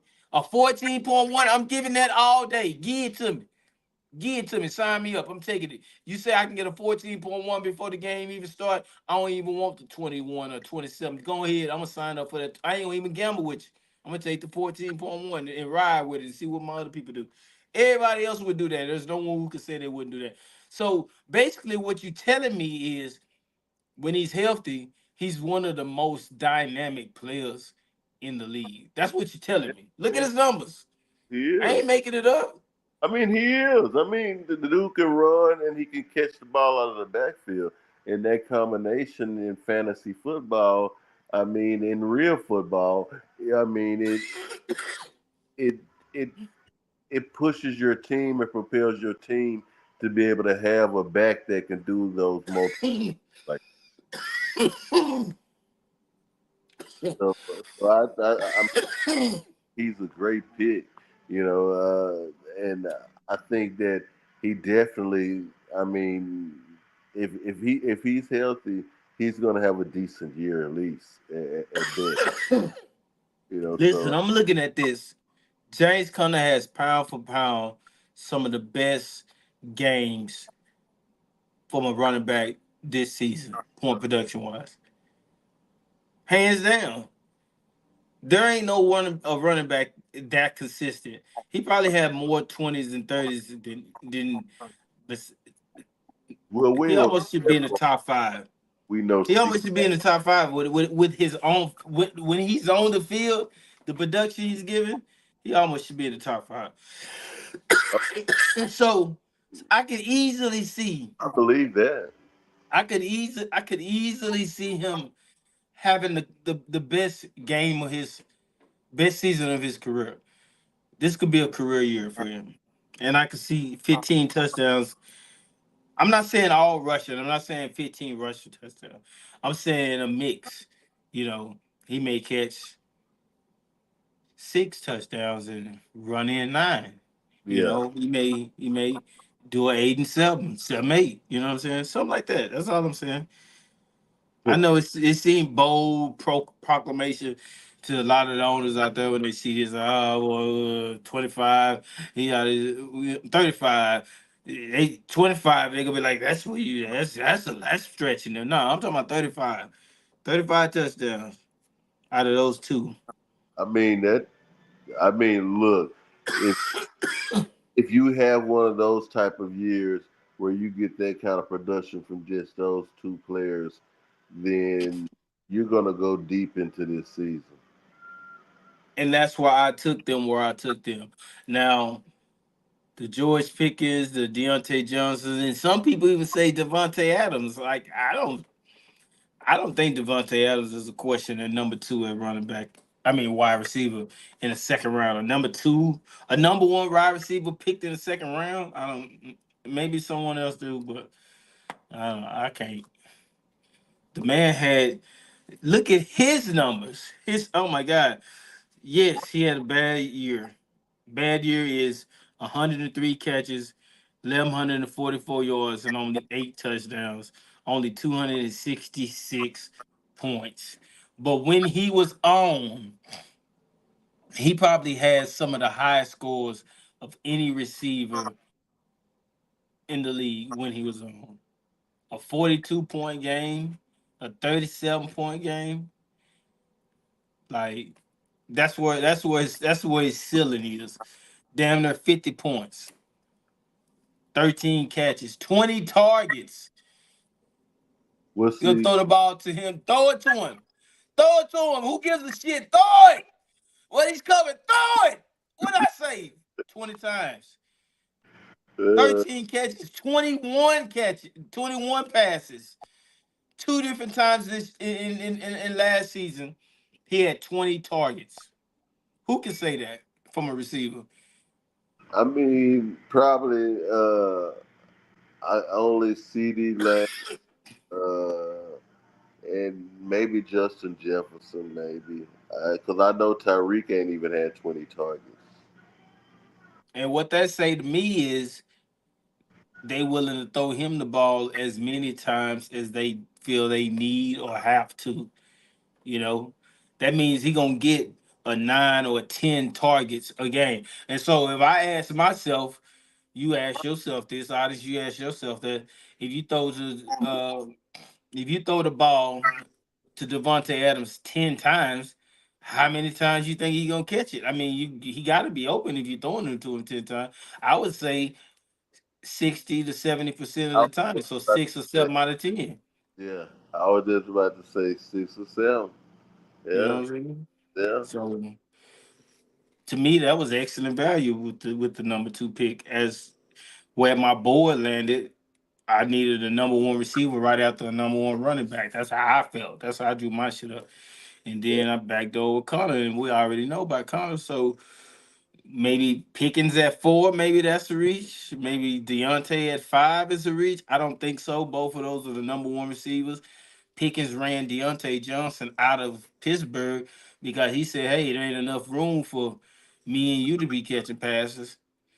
I need 100 passes a year. You got to go, my nigga." And Deontay like, "Shit, yeah, cool, cause I need 100 passes a year too. You feel me? Like, yeah." So I'm gonna go to Carolina with this young nigga.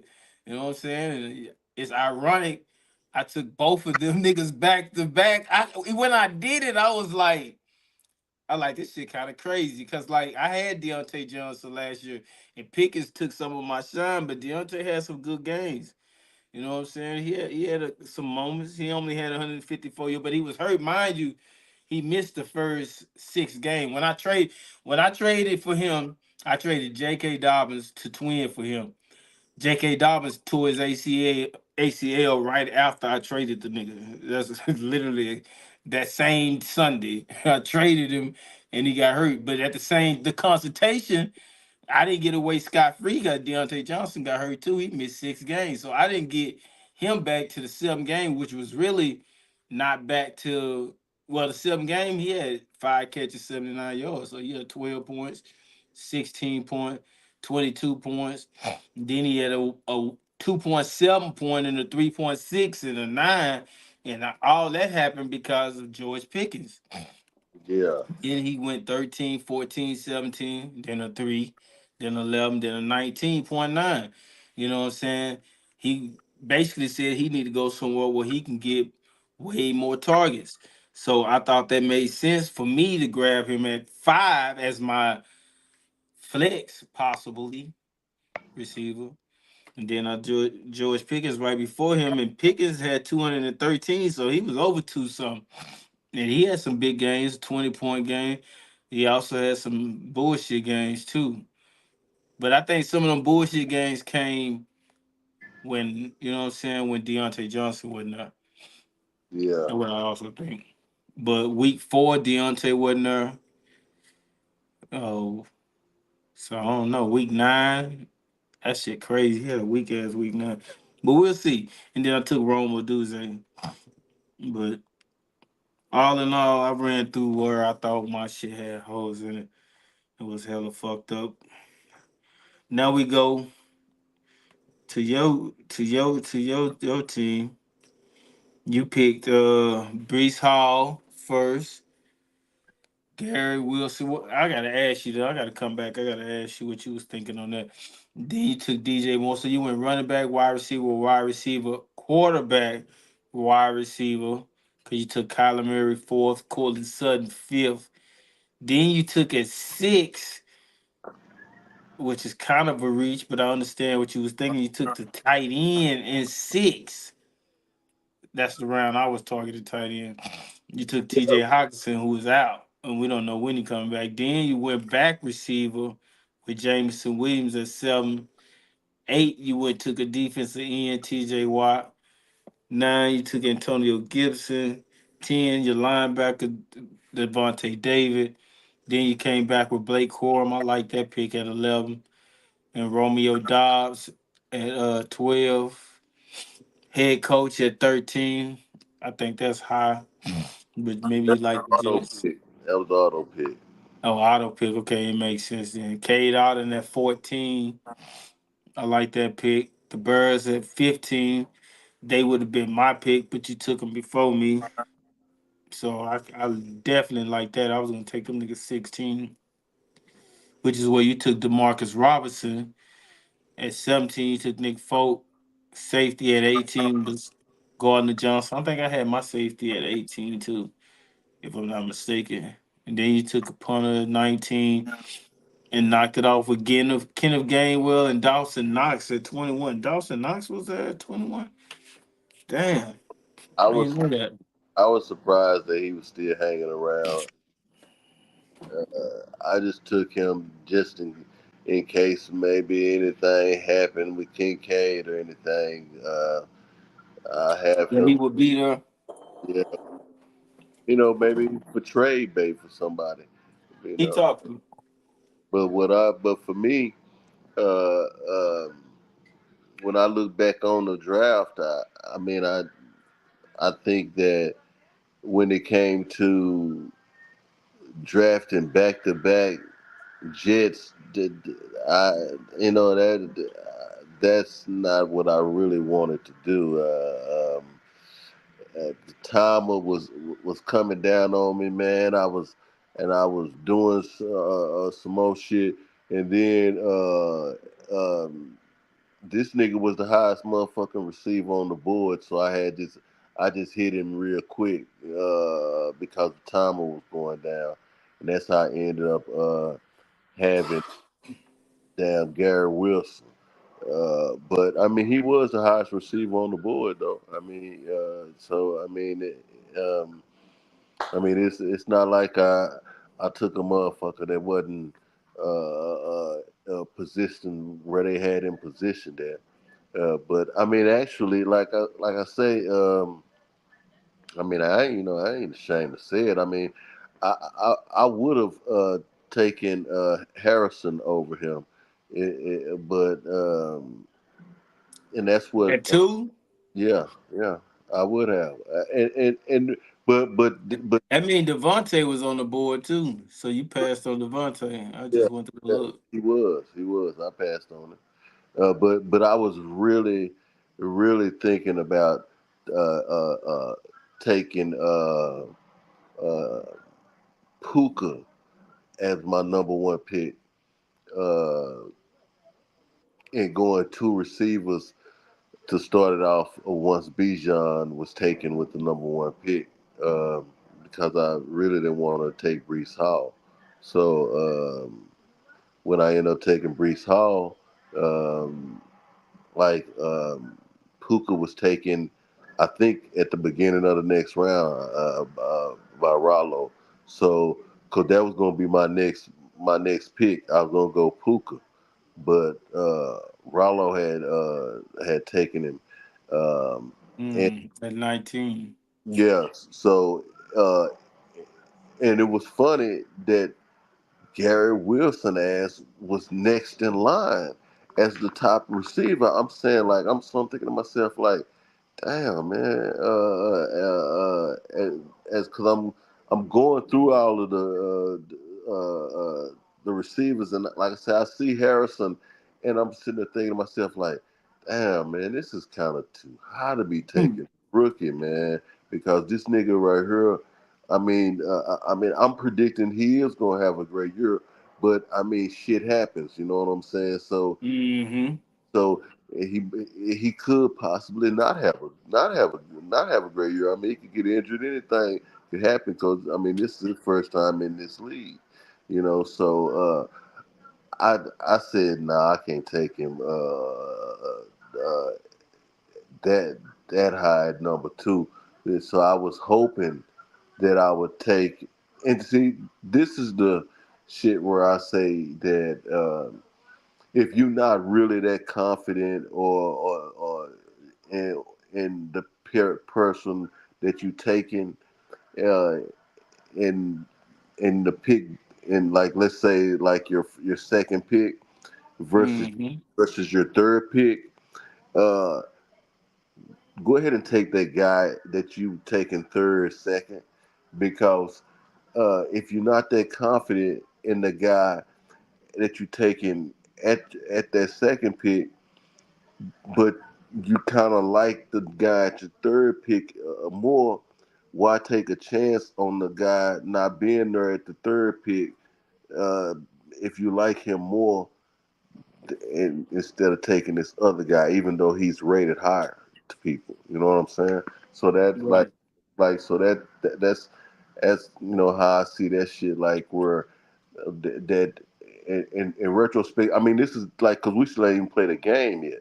So in retrospect, like like they got Wilson. I mean, even though he playing the mighty 49ers this week, they still got him projected as having almost 17 points this week. I mean, I'm shocked by that. I'm like, are the gamblers trying to steal money or something? Like, are you serious? They got this nigga still. So they still got a 16.5. Yeah, like it's like But I wanted to ask you, and I don't mean to cut you off.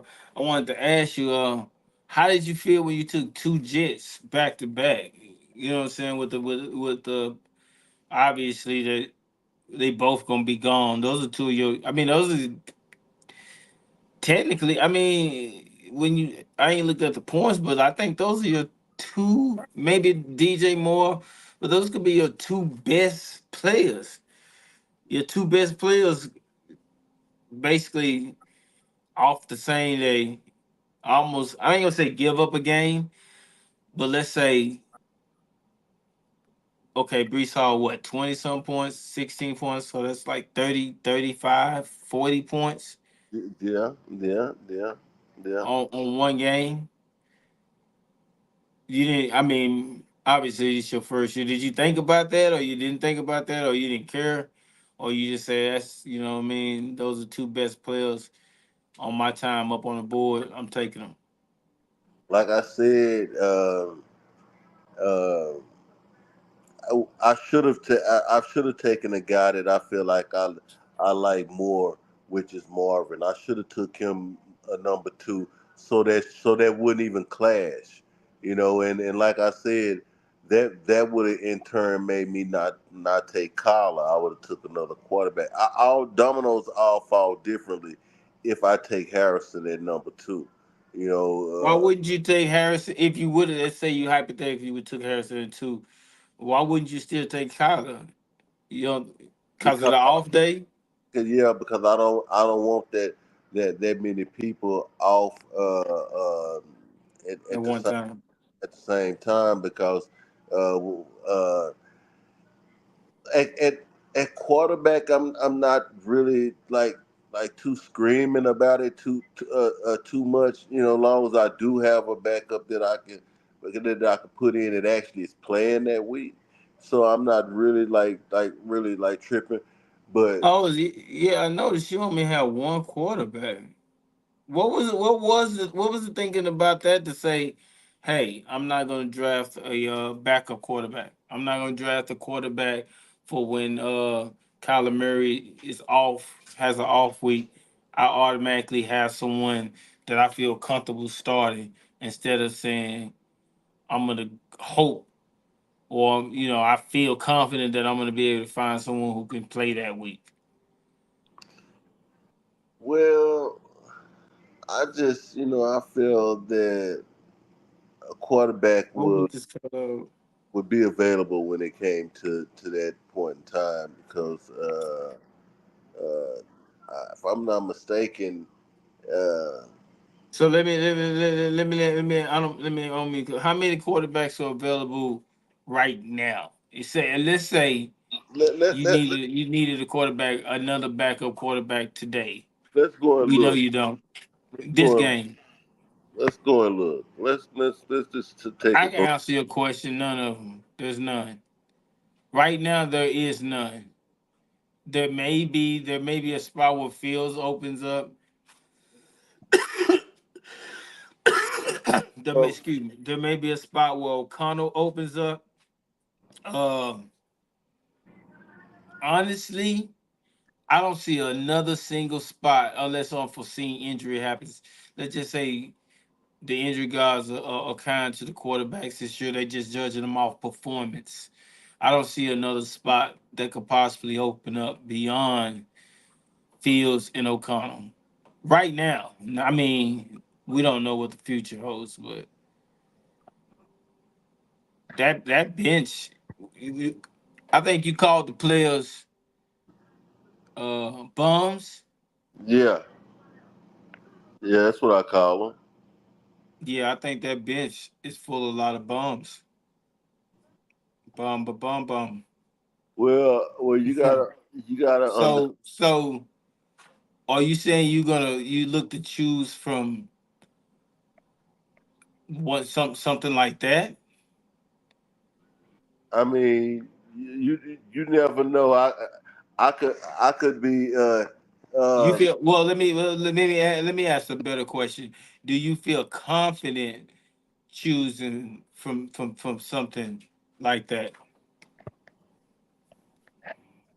do I feel confident in choosing for something like that? Yeah, choosing a Justin Fields, choosing an Aiden O'Connell to take over for a week. It's only a week. Yeah. Unless, however, okay, let's speak in terms of two type of hypotheticals. Okay. There's one universe where you know for a fact your quarterback is gonna be out a week, Yeah. right? Yeah, We all exist in that universe. yeah. Then there is another universe where, um, unfortunately, he's out more than 1 week. What are you prepared to do in either case and at this time? in either case, well, Justin Fields is available right now. Let's say, okay, I understand that. So you theoretically, right now, if you needed a quarterback, Justin Fields would not play for you. You do understand that. You are aware of that right now. Just as of right now, we're not saying that that's going to be the case, and it's possibly that Russell could struggle. Russell I, struggles. I, Struggle I, Russell. I believe that Justin is going to get his shot at starting this year. So you think Pittsburgh is going to be awful this year? I think that they're not going to be that good, and I think that Justin definitely is going to get a chance to start some games this year. And by that time, once he get in, he's going to be so electric. When he's doing what he's doing, to the point where Russell ain't gonna be able to get back in because even if Russell did win you a game or two, it's just not gonna look the same as the way Justin Fields would do it, even in a losing an effort. Because like how you throw that losing effort in there. Why he didn't win the starting quarterback from the gate then, if that's the case? Well, I'm saying true. We know that Russell can throw the ball better than Justin. So he's more mechanically sound. When you see Russell drop back and throw the ball, it looked like a quarterback throwing the ball. Versus when Justin drop back and he throw the ball, it it looked like a nigga still struggling even with the arm mechanics of throwing the ball. Justin threw for 2,500 yards last year.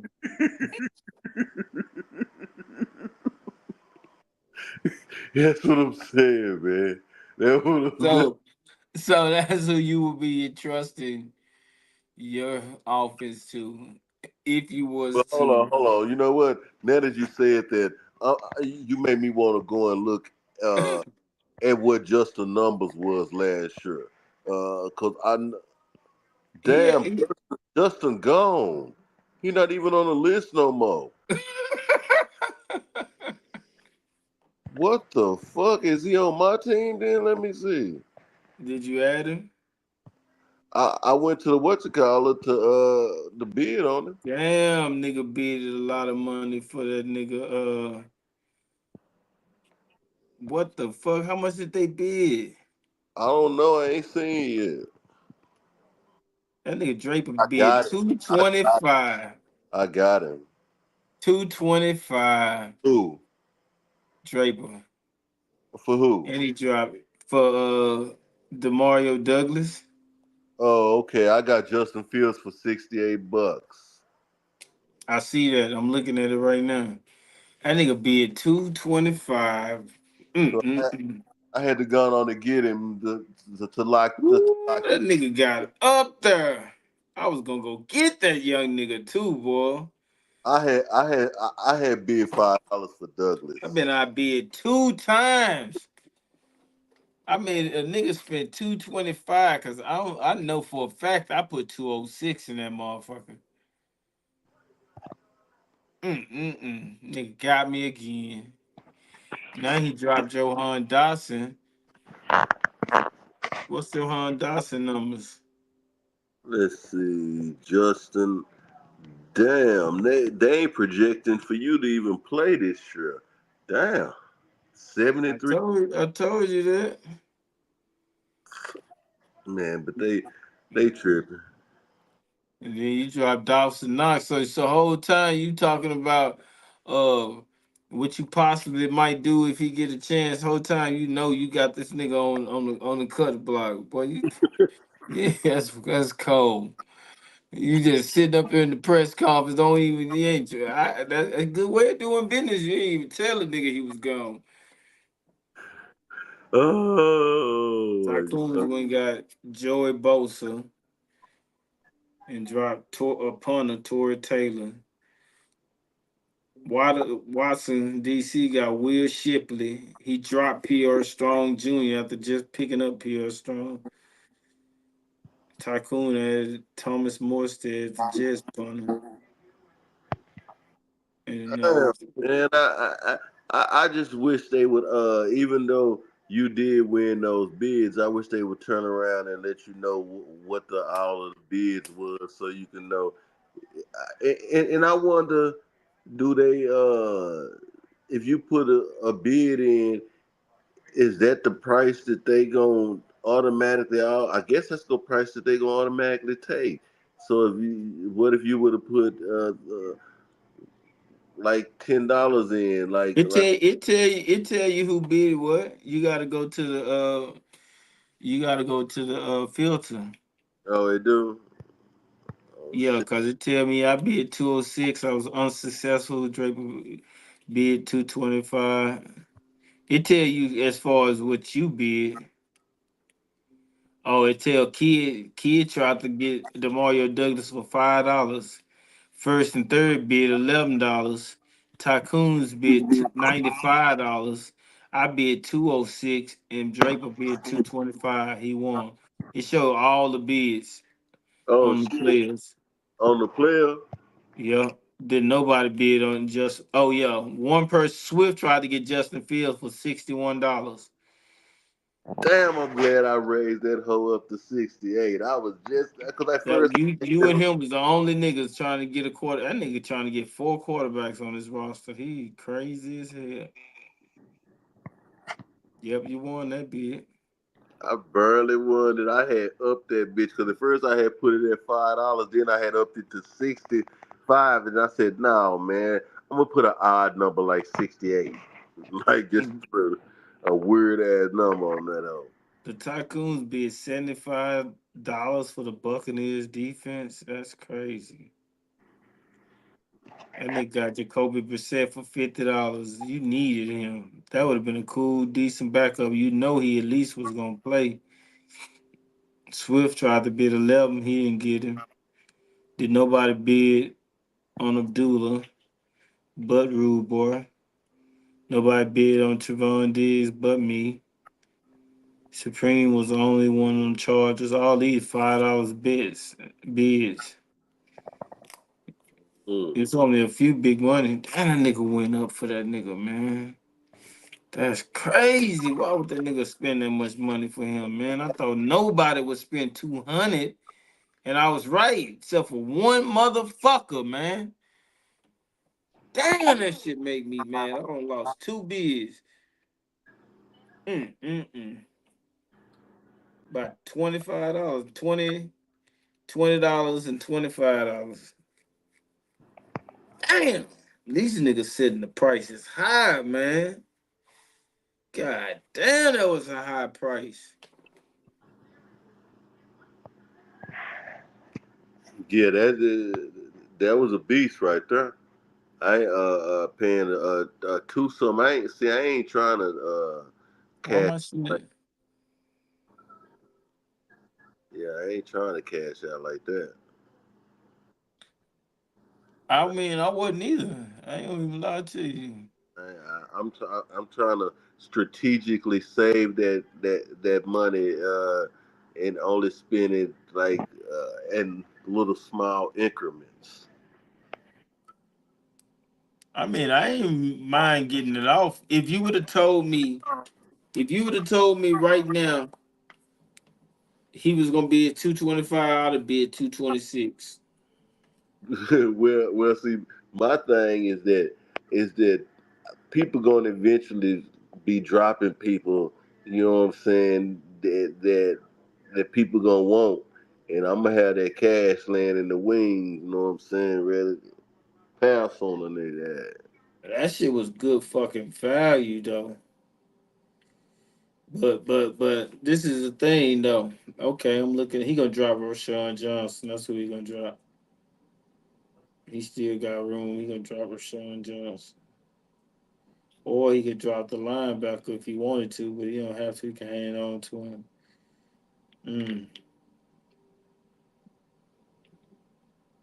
Or Cole commit. Nah, he gonna keep Cole commit. If he forced to with an injury, he gonna drop Rashawn Johnson, or he might reach. I don't know what his bye week situation is. See, everybody didn't take that. Didn't look at that. I'm good bye week. I put my shit to a certain way that I was fortunate enough. I ain't that my bye week straight. I ain't gonna have no big weeks where I got 3, 4 niggas out.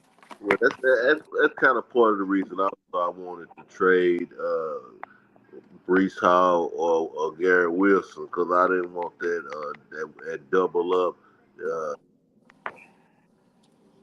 because they are accumulating for so many points for me. Uh, Right.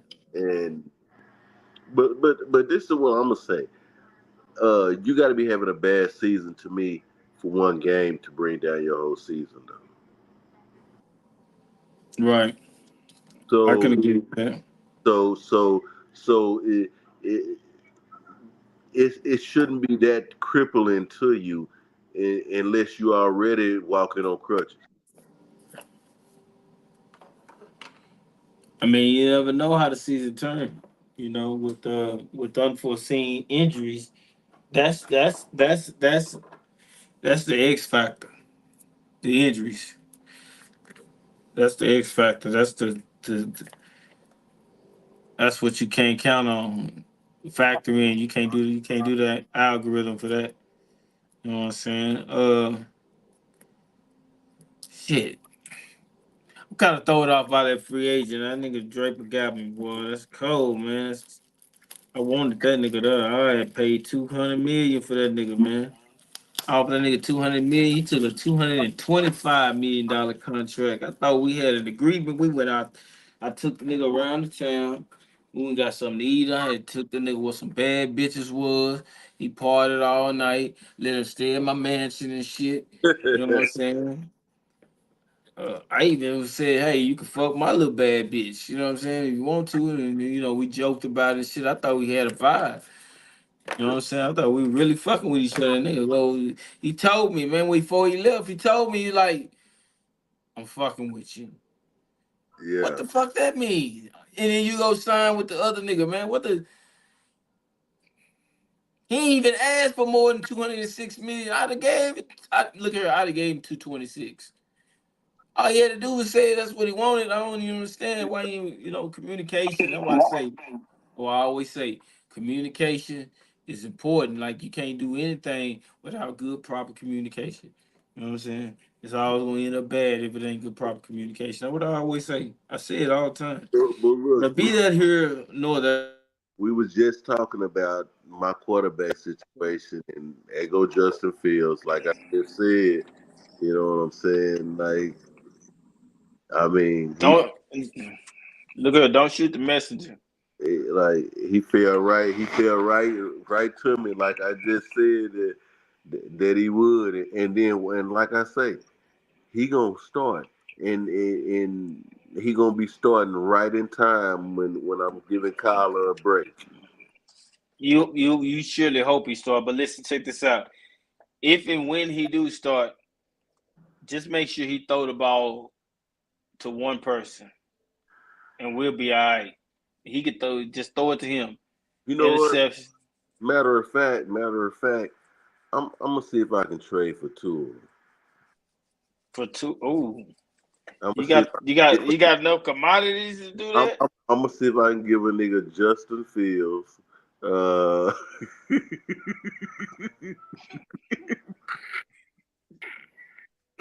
Dobbs. I don't even listen. Hold on, I don't even know if you want to say this on this channel, man. Cause I don't know what I'm gonna cut and what I'm gonna keep. But this just may end up on the keeping block. So I'm just saying you might not want to put the trade out there already. But hell, go ahead. Nigga say Justin Field.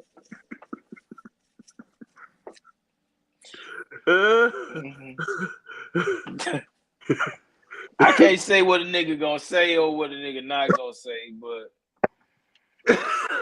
Oh man. All I'm saying is this right here. Tua might score 70 points again, and I can guarantee you ain't gonna see that nigga for the Justin Field deal. Yeah. Now, the thing is that it depends on who actually has like a nigga like Tua. You know what I'm saying? I mean, Right. if you like you say, like Swift stacking up QBs. You know what I'm saying? Why though? But I don't know. for trade, people do that stuff for trade. They like because if you have run into an injury with a nigga like Burrow or somebody like that, like or if Lamar is out a couple of weeks or something like that, like like he might have somebody that's better than the motherfucker he got. I drafted 2 decent quarterbacks. One superstar, one good decent quarterback. I drafted the next face of the league, and if the rules stand the way they stand, I'm gonna keep him for the next 3 years. Oh my gosh. He gonna keep for the next 3 years. I mean, so he gonna be your keeper going forward? Yeah. Oh my God! Oh, you hear that, Caleb? He's on record saying that you're gonna be his keeper for the next 3 years.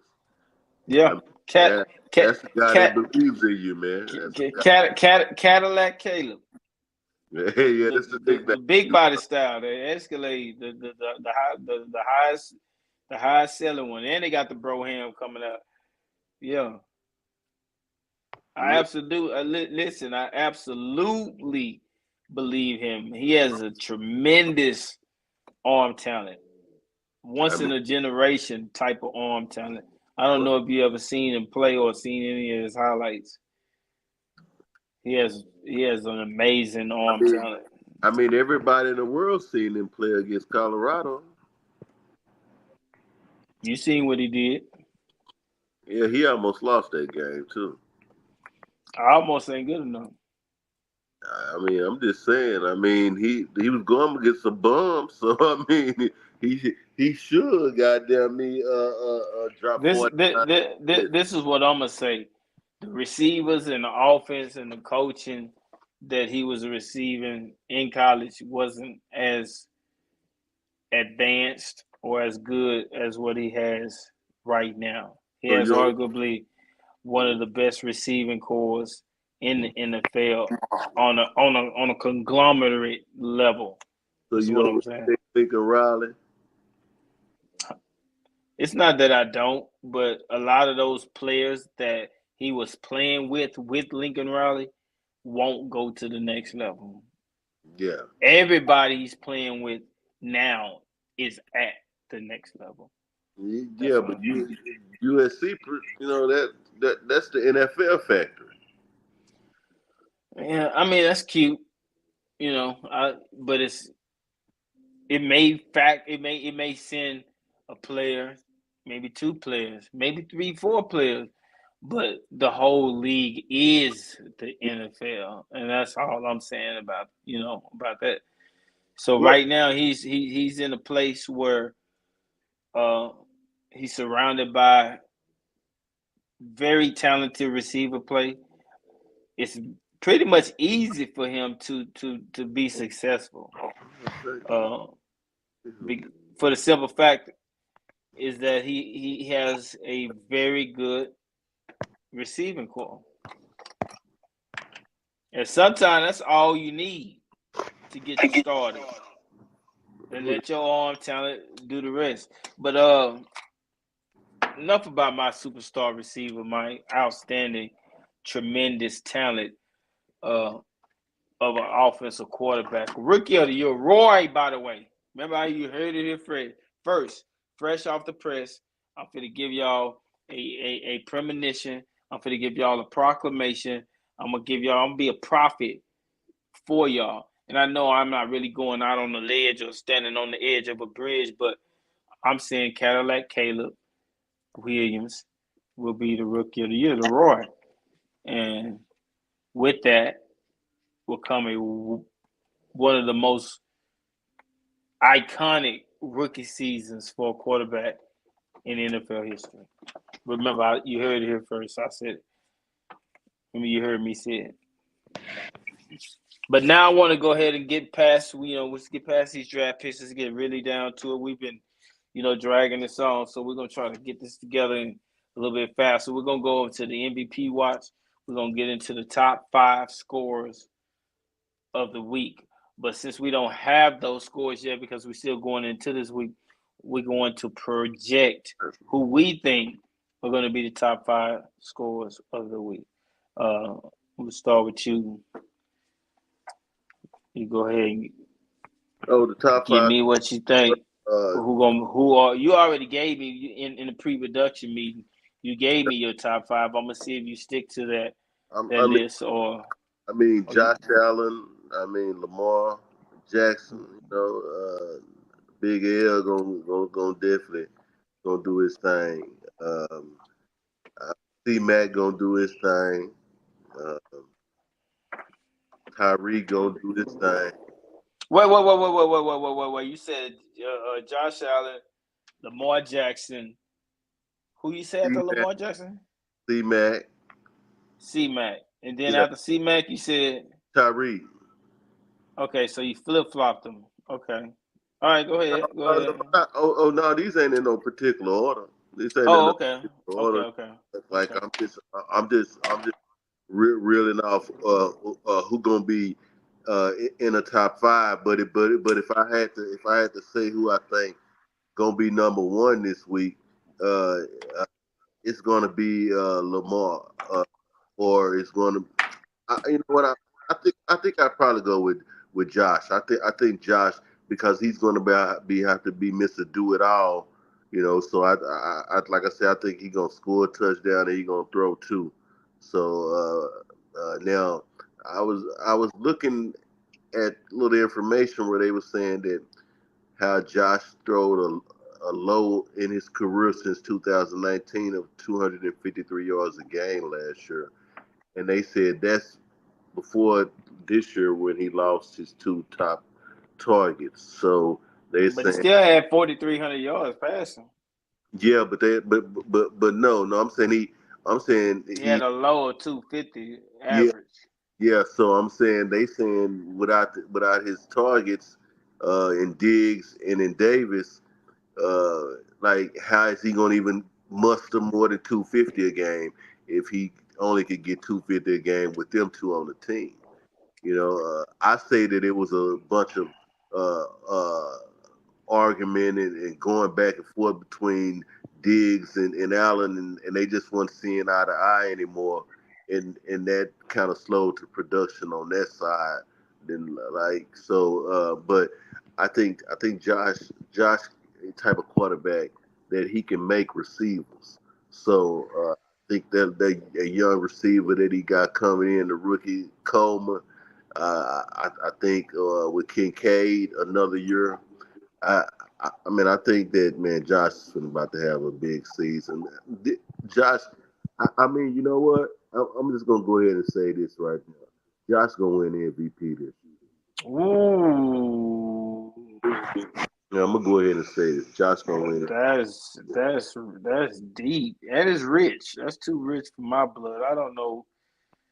I gotta see because this is what I'm gonna say. I think some of his best football was played with Stephon Diggs, and Diggs helped him out in a lot of situations. He was growing up with Diggs. That's what he was doing. See that's what people got to peep. He was growing up with Stephon when now he done grown up now. So it's good people like Stephon can move on now because he grown now. So now to bring people along instead of people bringing him along. Watch. And he gonna get MVP because people already know that he don't have the top guns anymore, like Diggs, and like Davis, for what Davis was doing for Buffalo. He don't have them anymore. So he's dealing with a rookie receiver. He's dealing with a tight end, and them his best gonna be his best targets. So for him to still put up the big numbers that he gonna put up, it's gonna be like he carrying Buffalo. So when Buffalo still make the playoffs and he have them numbers, that's your MVP of the 24-25 National Football League season. Well, this is what I would say. Uh, I don't. He is capable. He could get the MVP. I don't know. I want to see how he turns out with his receiving core, a new receiving core.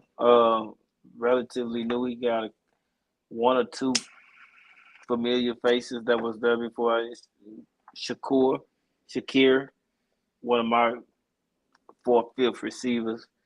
So I mean, I'm all for if he was to have an MVP season, I would think that would give some production to my receiver, and I'm all for it. But what I will say is that I'm looking at his numbers. He had 9 games where he had over 250 yards. 9 games. But at the same time, even the games where let me see, he had a 9, and then he had a 14, 13, 13.86. That's his second worst game. So his worst game was 9. He had a game where he only had 218 yards passing, but he gave you a 21. He had a game where he had only 177 passes. He gave you 14. That's not it. 233 yards passing. He gave you a 20. You know, he had a game where he had 94 yards passing, but he gave you a 16-16. You know, that's above the Mendoza line for quarterbacks. I think the Mendoza line is 15 points. You know, Well, 16 is tolerable. Tua only projected to do 15.6 this week. So what does that say about Tua? I think that's selling Tua short. I would have drafted Tua. And he had a 169-yard game where he had 0 touchdowns, but he still had 21 points. How do you do that? Well, see, that's what I'm telling you. That And listen, and then he had a 169 game against the Giants where he had 2 touchdowns, but he only had 13 points. See, what they don't be showing when you look at those Interceptions. they don't be Those showing you are interceptions. they don't be showing you his running statistics neither. They just Yeah. showing that his passing statistics. So Because you lose. Yeah, that's true. And you lose points for interceptions. he running every game. Okay, so Josh Allen, Lamar Jackson, C-Mac, T. Hill, CD. I can see that. I got Pat Mahomes, and I know this is gonna make a lot of people be like, why would you say that? But I got Henry. It's number 2.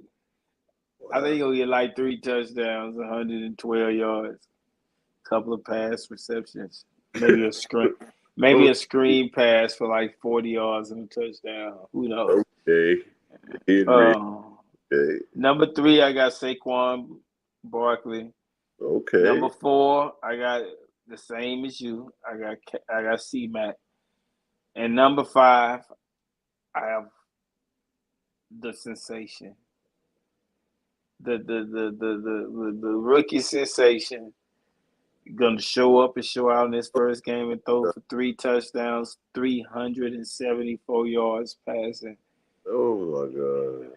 And he's going to be number 5 on my list.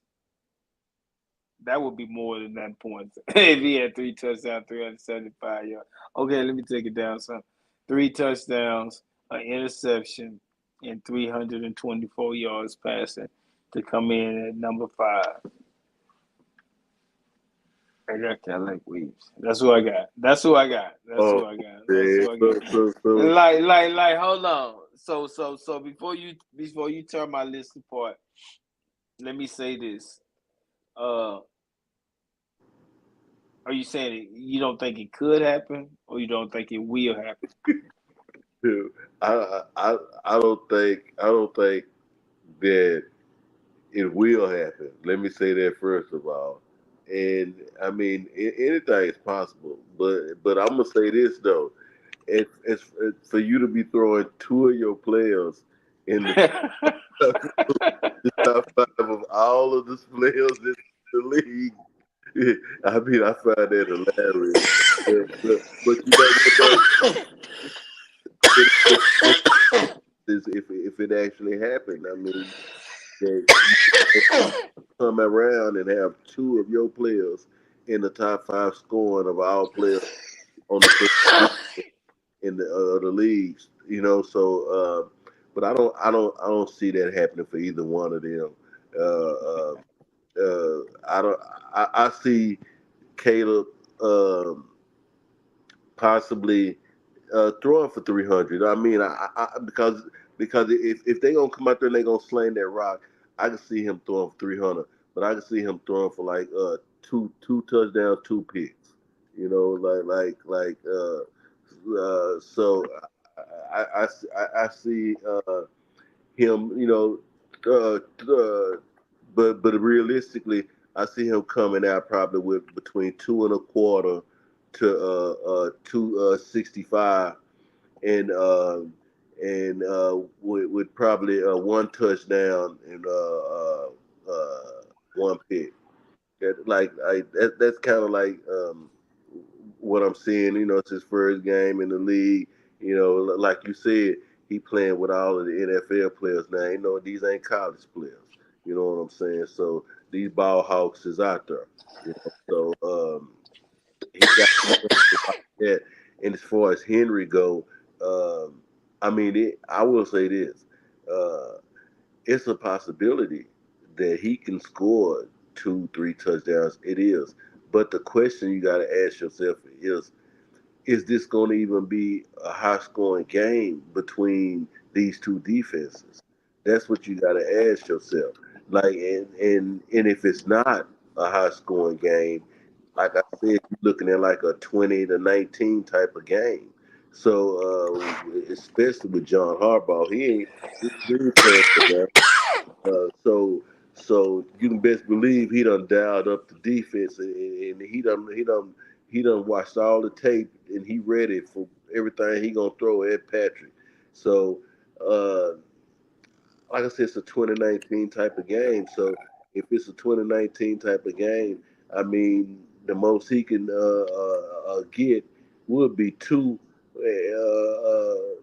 But I don't see him getting 2. I would see him getting 1, and I would see Lamar either throwing in 1 or running in another one himself.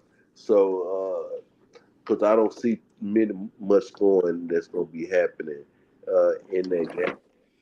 So that takes Henry to be out of the top 5. But your other 3, I mean, Pat, Barkley, T Mac. I find Barkley kind of weird for me a little bit, and I know he had a new spot that boosts some people energy up. They get them going, get all the adrenaline going and all of Going that. against Green Bay. Green Bay ain't, known to have at home against Green Bay. You know what? They not, but Green Bay was one of the when I was doing my mocks. They was always like the second defense that I would take. I mean, like I say, my mock is like my draft is totally fucking different than my mock. Uh, Who takes 2 defenses? I did though. I did. I was taking 2 defenses, 2 quarterbacks. Uh, uh, I understand 2 quarterbacks. I agree with uh, that. I was I But you was only have 1 quarterback. Okay, we're not going back to the draft, but I don't Yeah, know. Yeah. Now you have two though. You wouldn't got Yeah, I got enough. for the cheap, too. I didn't spend You a lot. wouldn't. You wouldn't got a practice squad quarterback. He said a practice squad. He he just number two. That's all it is, and he'll be number one soon. And I'm talking about very soon, cause you can best believe Russell is on a short leash. You It's just crazy. It's like mad wow, yo, when your number two is number two at quarterback. But you know what? The old saying, if you got two quarterbacks, you got no quarterback. Nah, you ain't got two quarterbacks that's fighting over who you should start. Now, yes, if you had two niggas getting 12 and 15 points each week and you don't know which one gonna get the 12 and which one gonna get the 15, yes, you got an issue. But me myself, I have a But quarterback just that's gonna be numbers scoring man, in the last year, 'cause you anywhere between know this shit about 16 and 35 points every time he go out there. he talking a lot Between about just between 16 and 35 to 40 points every time he go out there. I only need my backup for unforeseen situations and a bye week. okay. Now last year, And my backup will start on most niggas teams. okay. Now On a few niggas team. I ain't gonna say most niggas team, but definitely a few. Justin had a 25, a 24, a 22, and a 33.98, damn near 34 last year. Right. He So did. He capable. so I we what okay, let's say for the sake of argument, let's say Russell is completing oh 65% of his passes. He's throwing for about 235 yards a game, and he doesn't have a lot of turnovers. Do you think they're gonna go to? And that ain't even one of Russell's better or top years. You think they're gonna go with Justin Fields in that situation? well, no, they don't go to him. The nigga got to be struggling. Well, if they not winning no games, that'll do it too, though. No, that may do it. I thought about that as I was saying that. I was like, well, they ain't winning and he doing that shit. It They ain't gonna. might try something different. Yeah, Yeah. it ain't gonna matter. Now let me see what this nigga did last season. Now, okay, Russ had a 27, a 22, and a 23. Then was his highs. So technically, his highs can't fuck with Justin highs at all. But this is what I mean when I was saying earlier about being able to drop back in the pocket and throw the ball like a real quarterback. It wasn't, but Russell had a bunch of 15, 16, 17s. He got them littered all up and down the schedule. So he's still productive for you though enough to give you something. That nigga Fields had a lot of games under 10. Mm. It's like what the fuck, nigga? Under 10? You a quarterback. Yeah, but he was playing in Denver where the coach didn't even like him. No, So I'm talking he about probably Justin tried to. Fields. Justin Oh, Fields. He had yeah. this nigga had a 4.92 in one game. Damn. He had a 9.64, a 8.62. Let me look at him. I know he had 16 touchdowns. He had a couple of 4 touchdown games though, He and did. a lot of ones. Damn, that's some crazy numbers, yo. To have two 4 touchdown passing games and the rest all be one touchdown. That's that bunker shit. The reason why. God damn. But he still, even in the game where he had one touchdown, 170 yards passing, he still gave you 24 points that game. Yeah, he did. Yeah, the game where he had 169 yards passing and one touchdown, he gave you 22 points that game. You'll take that in anywhere. You'll take Anywhere. anytime, and Yeah. that's saying that he gonna eventually But come in and do for Pittsburgh this year. but it's definitely inconsistent and too infrequent. I I'll mean, say. the nigga just horrible. I mean, damn, that's just what it Wait is. a minute. Did you just sign him Yeah, and you just call him horrible in the media? You yeah, know the whole world see this show, right? yeah. This nigga is horrible, man. I mean, uh, I don't think you'll get any production. He gonna play hurt all year. I don't think you're gonna get any production out of him. But this is how they describe him. He's worth drafting only if he wins the starting job, though.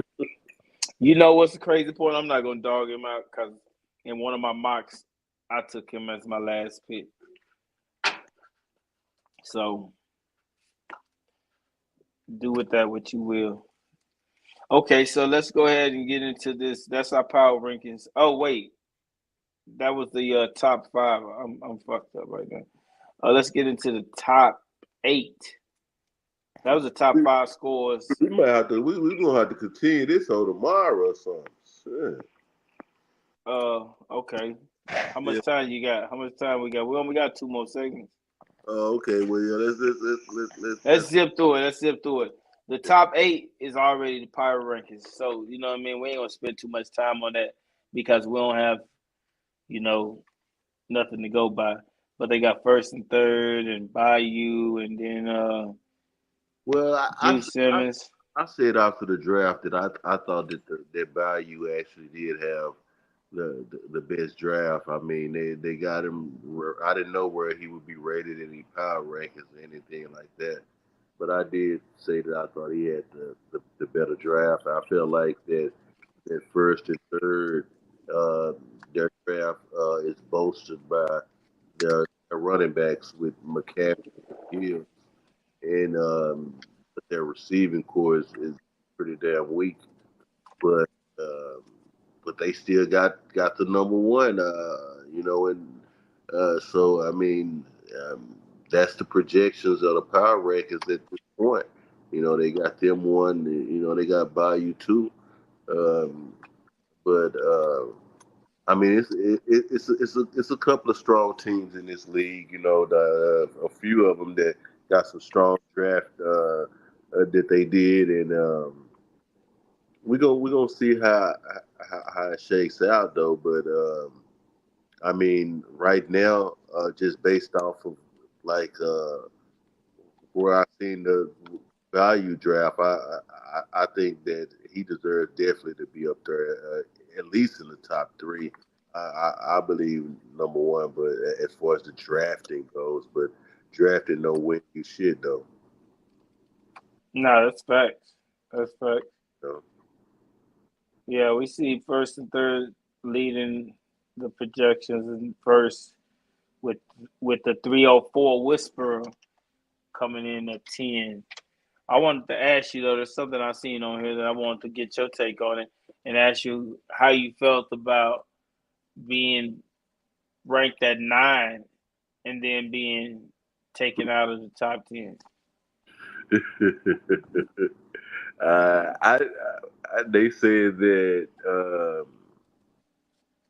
initially when I drafted, I was top nine, but at currently, I guess I don't know if this was based off of the little small moves that I made, which those small moves really didn't really reflect anything bad on my team. It really improved my team by removing a team head coach, the Jets, that wasn't projected to win shit this week against the mighty 49ers. And I brought in a head coach team that is projected to actually win. I brought in Justin Fields, a backup quarterback, to my squad. Uh, so I mean, I just thought that it, when I seen it, I was like, man, what the hell is this shit? Like how the hell did this transpire? You know, I'm not all of a sudden in the top 10 anymore. I was already felt like I was at the bottom by even being number 9. I felt like embarrassed that my motherfucking draft ranking was all the way down at 9 when I had the number 2 pick.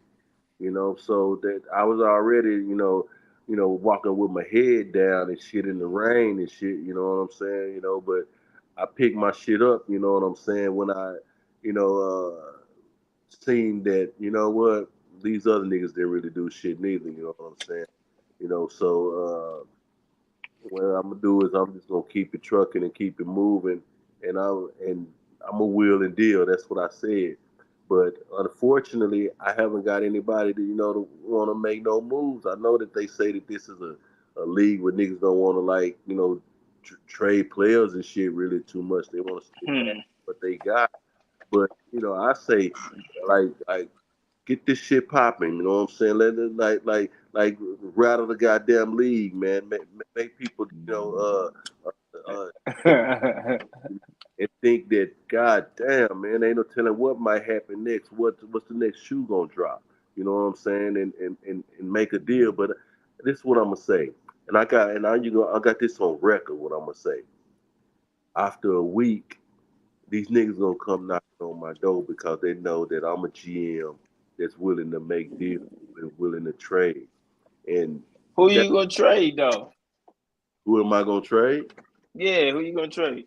I'm willing to trade Brees Hall, which is the top running back in the game. I'm willing to trade Gary Wilson, which is one of the top receivers in the game, with his quarterback, especially back at his ham, and so I'm willing to trade DJ Moore. I'm willing to trade uh, Sutton. I I mean I got a number of players that I'm willing to trade and willing to let go that could bring in a appreciated value to somebody else's team, and in turn they will return something that I have a appreciated value for our, and that's what trading is about, for both teams to be trying to It, win and improve their teams. You know, I mean, because uh, if you think your team is perfect, then hey, by all means, you ain't got to do shit. But if you don't think your team is perfect, and if you call yourself a GM, then what you gonna do is you gonna continue to make moves, or you gonna make the calls. You gonna pick up that bat phone, and you gonna be on that motherfucker until you get somebody to say yes. That's what you gonna do, and I'm telling you, that's what a good GM do. A good GM, I'm telling you, I was saying that shit earlier. They don't sit on their hands, man. Like, what the hell you gonna get done sitting on your hands? No, what you gonna do is you gonna put fillers out to everybody in the goddamn league. That's what you gonna do. You don't do it with just a few teams. You let everybody know, nigga, I'm open for business. well, that's I mean, you don't think that could be also interpreted or taken that you really don't have any confidence in your team? You don't really have the amount of trust in your team that you know. I mean, you sound like you have everybody up on the block, and I mean, and then at another point, and I mean, we don't have to go back. I mean, I didn't get an offer from you, so I mean, that Oh, ain't every team. but see, That's but not see, every team. but see, you know what? You know what? I was thinking about that earlier, that Mac didn't get an offer from me neither. I had went and looked at his team, and I realized why he didn't get an offer from me. You know what I'm saying? And I'm saying that, and that's the same thing like with your team. It's like, and that's the same thing I was telling Mo earlier. Mo don't really got shit that like that I want. Like I'm saying, when I look at his roster is really shit to me. You know what I'm saying? It's no disrespect to him or anything like that. But besides C Mac and Gibbs, those are the only two players that I would have an appreciated value for. Everybody else, Mm. I don't have no appreciated value for. So uh, he can't come to me trying to make no deal with me with some bullshit like Stevenson and all this shit. It's like you were saying earlier when you seen Ray drafted him at or whatever. You like, damn, Stevenson got drafted right here. I wouldn't have drafted him right here. Like that's a mistake he made. You know what I'm saying? That's some shit that he got Right. with. You know what I'm saying? You know, he But got his. I mean I say that because I had Stevenson last year and he underproduced. I So I'm told kind you, of I told you that too. That these motherfuckers are sour on you. That's what they'll do. They'll make you see a reality form that's different than what they projected because you've hmm experienced them motherfuckers already. You know what I'm saying? But but back to your question, what you're saying about people saying that can that project that you don't have any confidence in your players that you want to trade them all. Well, I would say it's more that you have the mind of wanting to create your team in your own mold based off of the players that you actually want. You know what I mean? Like it's not about that you don't like the players you got, you don't believe in the players you got. No, it's just that these ain't the players that I want. Like it's certain players that I do want, and if I have an opportunity to obtain those players, then by all means, that's what I'm going to do, and I'm gonna put fillers out for the whole league also to see where a nigga at, what they temperature is. You know what I'm saying on where they stand on wanting to make a move. You know what I'm saying? So I ain't so gonna go ahead. so does that mean you're saying that you didn't like your draft? Uh, that you had a bad draft, and we're not gonna split. We're gonna just very quickly. You didn't like your draft, or you had a bad draft? No, it's that I'm saying if it was up to me, I would have Tyreek, Kelsey, Oh, uh, okay, so you Super saying you didn't Bowl. have it's a lot of players you didn't really have action at Yeah, that like like you like think that you would have had a better chance at if they were all free yeah. That agents. Okay. I mean, if it wasn't a keeper league, then I would have even been cool with coming in it, and even though I'm new, not even getting a top pick, just falling in the pool with everybody else and letting it roll out. Like Right, because there's no keepers. because it ain't That's no. what you're saying. I would have been cool with that because I gotta just having an opportunity. It's like like I say I always say we at Vegas and we throwing a dice. You know what I'm saying? So it's like I would rather take that gambling chance right there of having an opportunity at one of them motherfuckers than not have the opportunity to have them at all. That's like a whole different animal to not be able to have them at all. So what I'm saying is that from the rip, I'm gonna have a little disdain for my team off the rip because it's certain motherfuckers that I want that I didn't even have an opportunity to get. I can understand that. I can from that standpoint. I get what you're saying. So I'm not Yeah. even I'm not even coming into it probably gonna even have that type of proper love for my team because man, I mean, you telling me, and that's what I was saying earlier to Matt that these motherfuckers is keepers for a reason. I mean, the motherfuckers that these niggas is keeping I mean, I'm telling you, to fall into a keeper league, like you just gotta have a love for this shit. You know what I'm saying? Because I'm saying like a motherfuckers is already keeping the top niggas, like off the rip. You know what I'm saying? So it'll flip and it'll sound like it's benefiting you because you get the number one pick, the number two pick, or whatever. Like so that's like benefiting you. Well, shit, we're gonna do it like the NFL really do it. The NFL really look out for they franchises, what they new franchises and shit. Them motherfuckers really trying to get them an advantage. You know what I'm saying? Because they got to play catch up. You know what I'm saying? So I'm just No, I mean I can understand that because I mean in the NBA and in the NFL and in baseball and hockey or for that matter, if you come into the league as a new owner, you know you're going to be slotted with the players you have, and there's going to be a lot of superstar players that you don't have access to. I mean that's kind of just part of the game, you know. It comes with owning that franchise.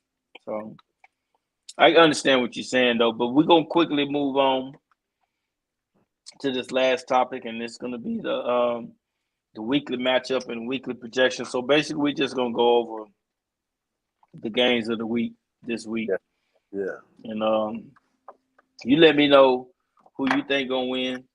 I'll let you know who I think gonna win, and we'll see who wins Yeah. at the end of this. This will be the first week. We're gonna count this, so next week we'll come back. We'll see who did what. You know what I'm saying? So first thing first, straight out the gate, off Jump Street. We're gonna go with the first game that comes up. We got the North Dallas Texas Goat against Team LAV. Obviously, I'm the CEO and head honcho of Team LAV, and North Dallas, he a good nigga. Got a good team. So let me get your opinion.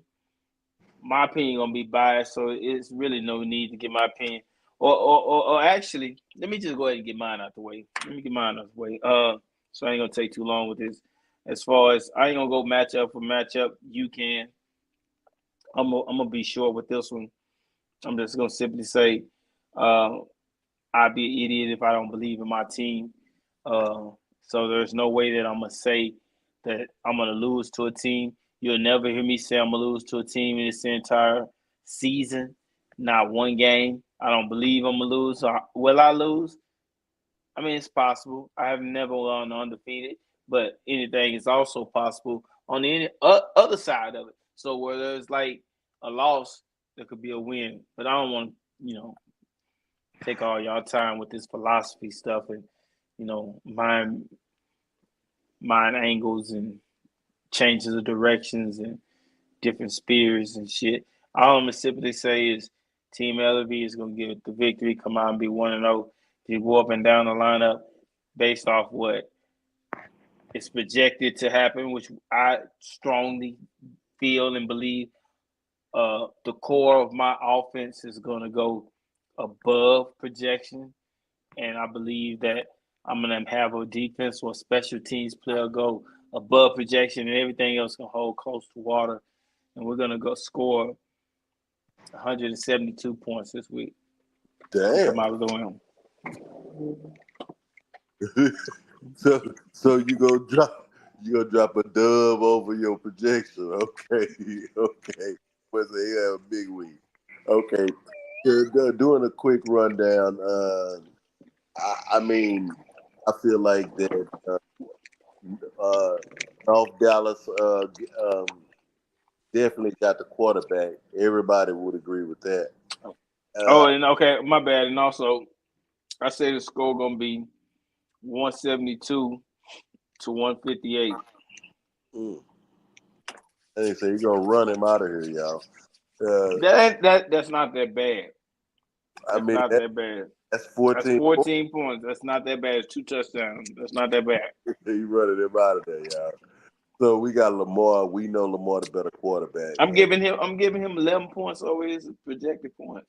Yeah. You dropping a dub over yours. So we, but this is where it changed. when he got Lamar, but it changes in the backfield. He has better back. You got the better backfield, and then when it comes to the receivers, I got the better receiving core. you got a better receiving core. He got the better tight end. Uh, Yep. Tight and end and quarterback. in the flex, like I said, on the flex, you can really go either way if you want to, but I would lean you or even on the flex. I think Johnson is. I mean, he's going to be the better player, but from there, you into the defense and the head coaches and all that shit right there. But overall, I feel like that you should pull this out. I mean, you have the better players.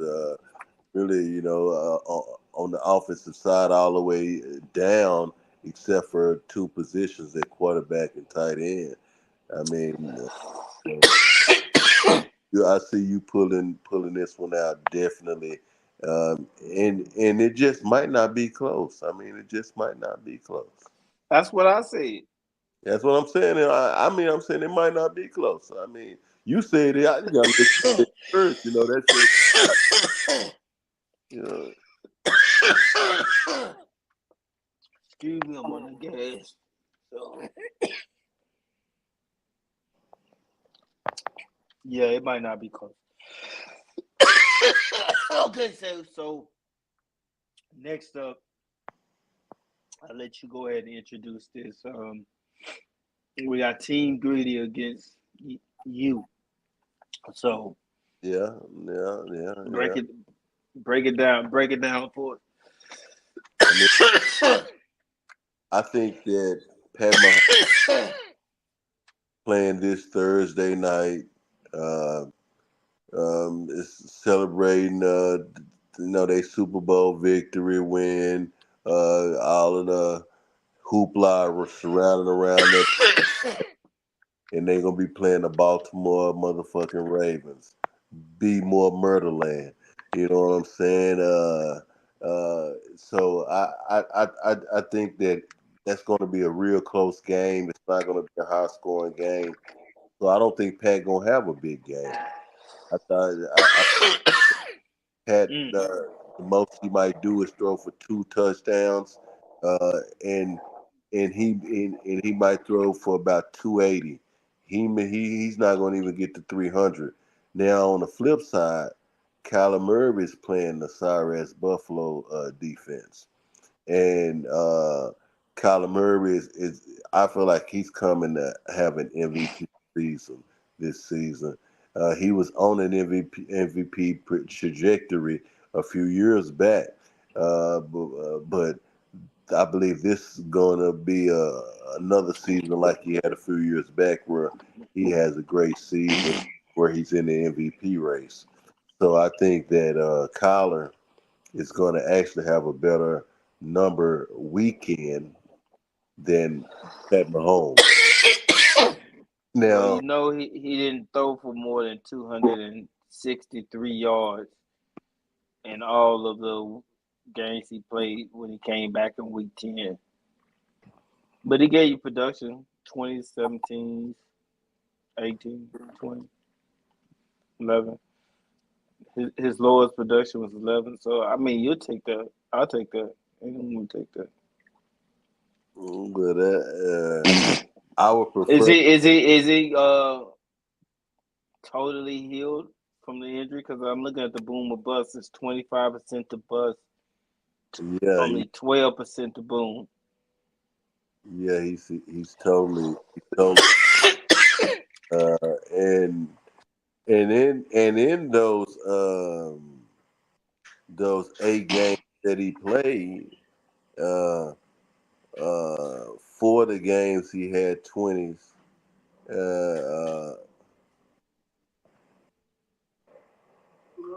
I'm on a video thing. 4 of the games he had 20, and one game he had 17. One game he had 18. No, So only 3 of the games he had. Yeah, he did have 4. Yeah, I see that 20 ducked off. That's the kind of production uh, uh, uh, that on I'm talking about on the overall on the season every week to be having that kind of good production like that. But as far as just this week only, um, I mean, I think that like I said, he's gonna have an MVP type of run this season. But that's the season. I'm talking about this week though. This week, I against feel like Buffalo at Buffalo. yeah, I feel like that he's gonna have a better action at having a better point total this week than the great Pat Mahomes. And then we move on to the running back. Uh, Brees Hall is just better than Walker. I I give them White is better than Gibson. Then we move to the receivers, and this is where for some people it might get shaky because they hear a bunch of old names, and they think that this is still olden days and old times, but Mm, these are new days and new mm, times. So when you hear about a Cooper Cup or a Keenan Allen, oh, you think about how great they were, not how great they are. And so that's what people have to take into account in this day and time. And that's where I say that Garrett Wilson is going to have a better week than Cooper Cup. And I say that DJ Moore is going to have a better week than the crippled Keenan Allen, even if he plays. And so I say I have the receiving core. So if we go back right now at this point, I'm saying I got the receiving core, I got one of the running backs, and I got Kyler having a better week than Pat this week. So that means I'm 4 out of the five. So then we move on to the tight end.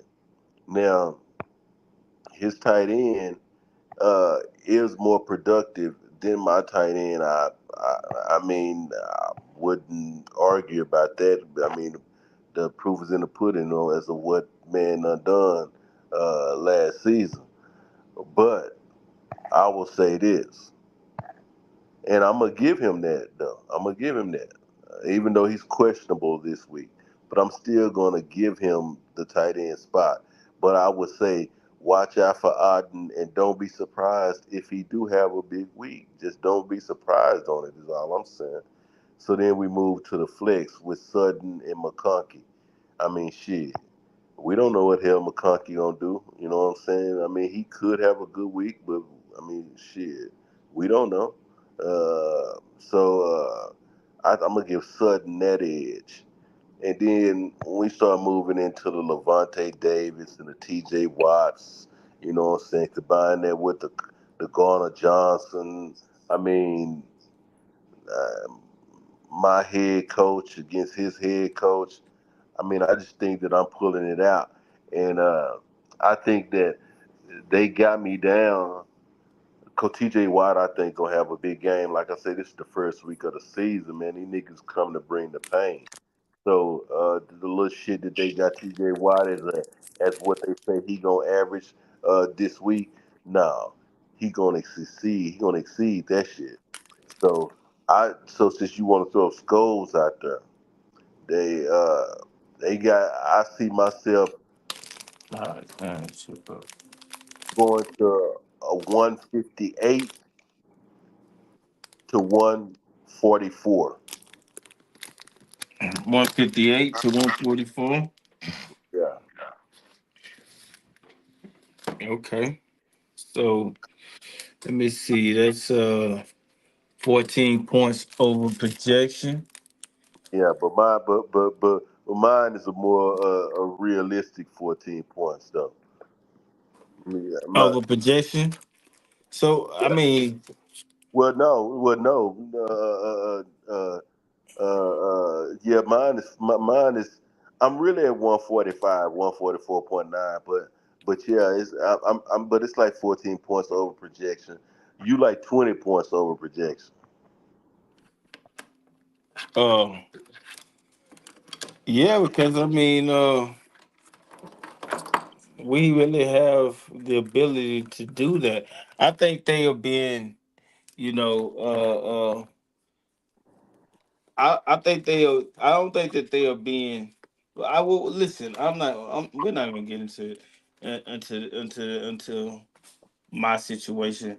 But I would just say I don't think that they are, giving a real good accord of my team's abilities. I think they're trying to be modest and go under.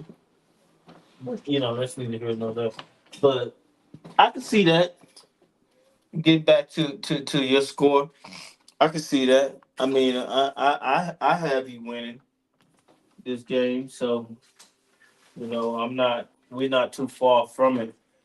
I I can see you scoring 154 points. That's what you said, ain't it? 154, 158. I mean, Yeah, that's it's the same. nothing It, up in it's that. it's it's really not too much of a difference.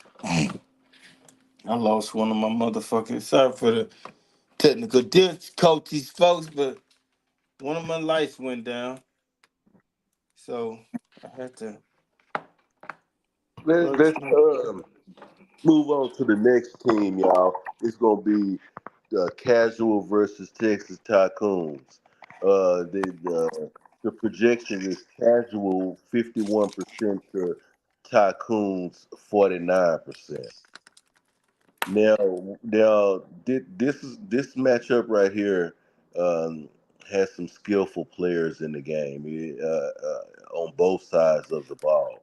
Um, Casual is coming in with Purdy, Taylor, Pacheco, Waddle, Ferguson. Them are his mainstays right there.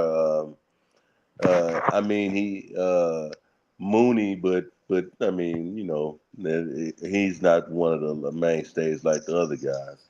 Um, then on the other side, Tycoon coming in with Gino, Barkley, Mozart, Evans, Ayuk, Andrews, Edwards.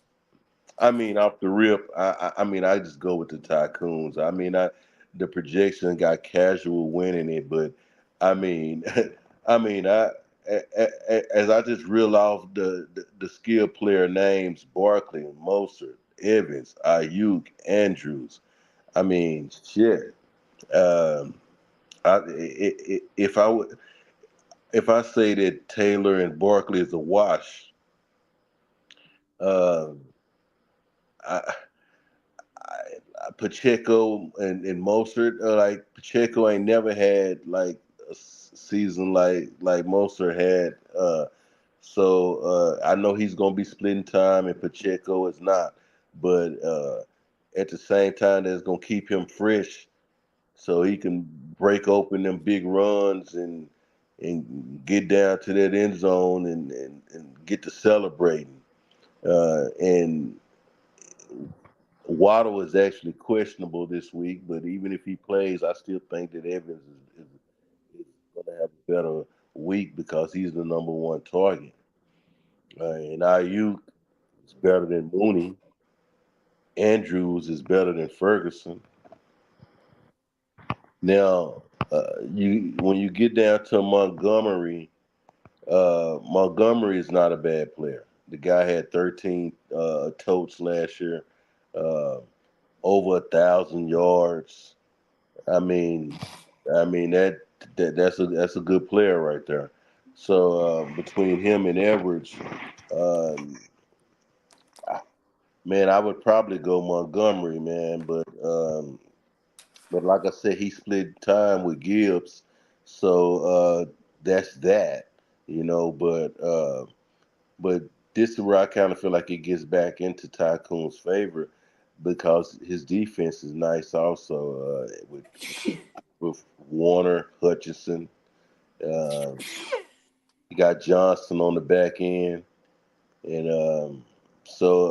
Justin Tucker as the kicker. Uh, I mean, I got Tycoons winning. I got Tycoons winning this week.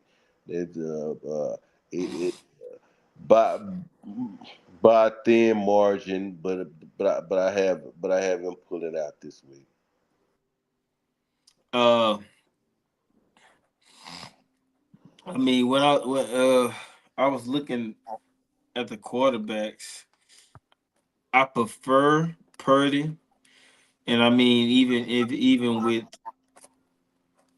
with Debo and Ayuk and Kittle, I just I don't know. I mean, I get Gino has talent, but I get a nod to Purdy. Taylor, I don't know. I'm just gonna say that Barkley, I think he's refreshed. I think he's in a new place, getting new money, uh, new game, new opportunities to reinvent himself. I'm gonna take Barkley over Taylor. Pacheco and Mostert, that depends. You know, which Mostert we getting? Are we getting the 302 18 touchdown Mostert? Well, yeah, I'm gonna take that over Pacheco, who was 248, 7 touchdowns. Uh, plus Baltimore's run defense is, you know, it. I would try my time. I'll try my luck with Miami going against Jacksonville versus Kansas City going against Baltimore. I'm gonna take Mostert over that, and Waddle Evans. I'm, every time I count Evans out, he goes for 2 touchdowns, 145 yards. So with Tyreek, I'm gonna say that's a wash. I'm gonna be generous and say that's a wash.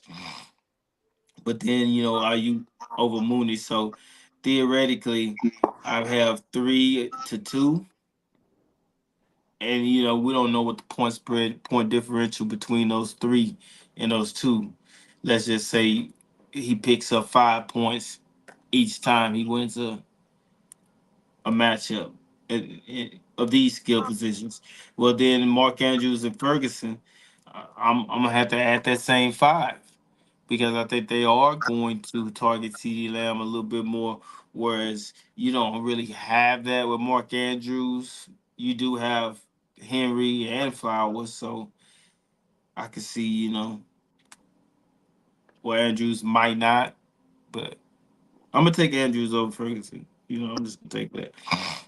Gus and Montgomery. Montgomery gets some get back. I don't know what Gus got going on. I don't know what he has to offer, how much he got to take. I'm just gonna pick Montgomery and be that as it may. I'm in Fred Warner, the defense. I think that's where it's gonna come down to the Tycoons pulling this out. It's gonna be, the bottom of the roster. So I'm gonna get the Tycoons the nod at this one. We both agree. Texas Tycoons. So that's three in a row. Me, my game, your game, and the Texas Tycoons that we'll agree on. I think this is where we made part pass. We got Swift Dynasty going against Rowdy's team. Ruben's Rowdy team. That's a crazy name for a new franchise. But anyway, I'm gonna take it on this one. I see Richardson and Rogers. That's AR against AR.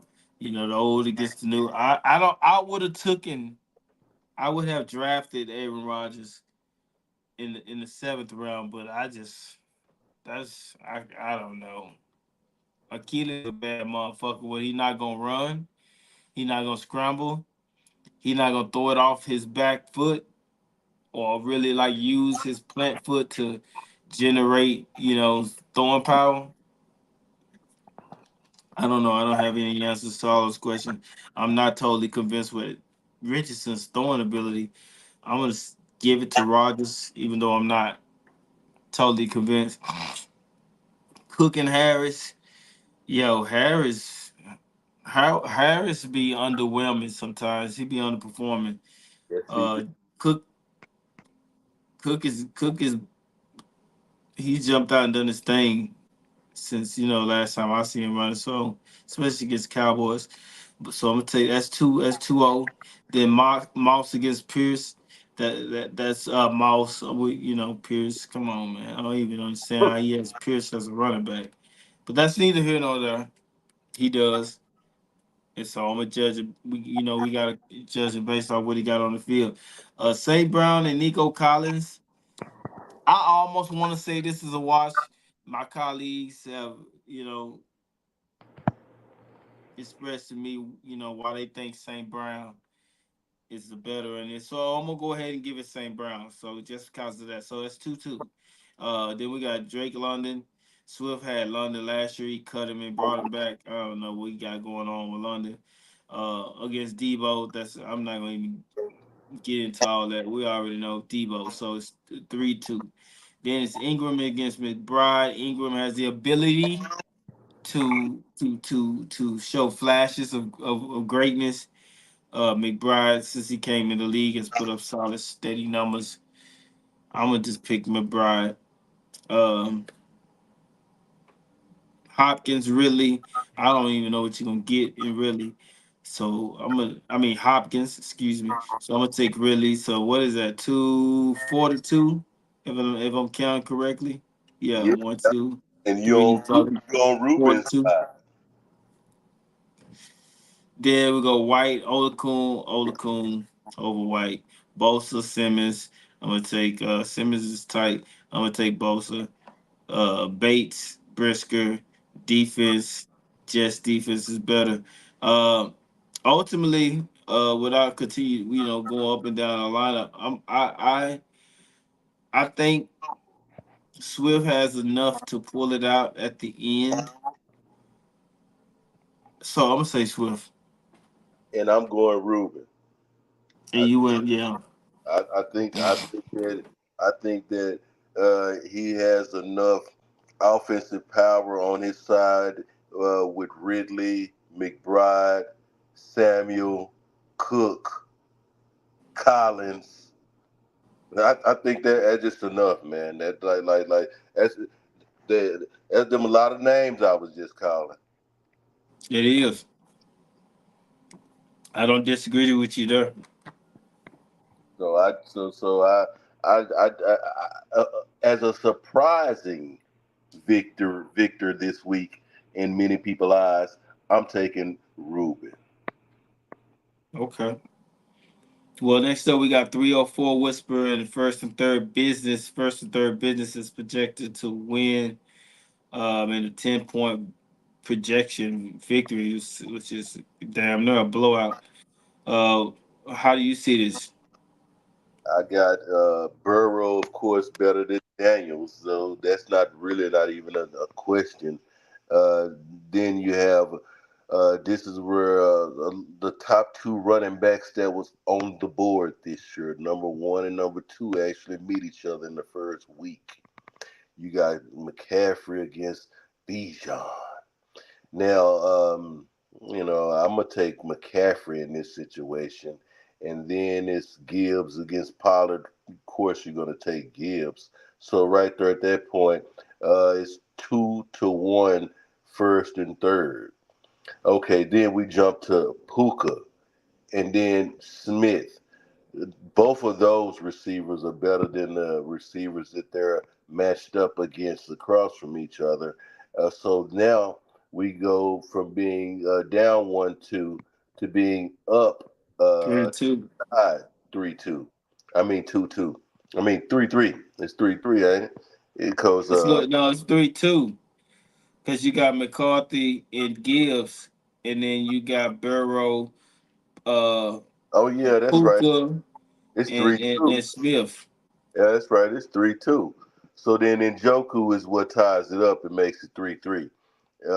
Because he's better than Ertz.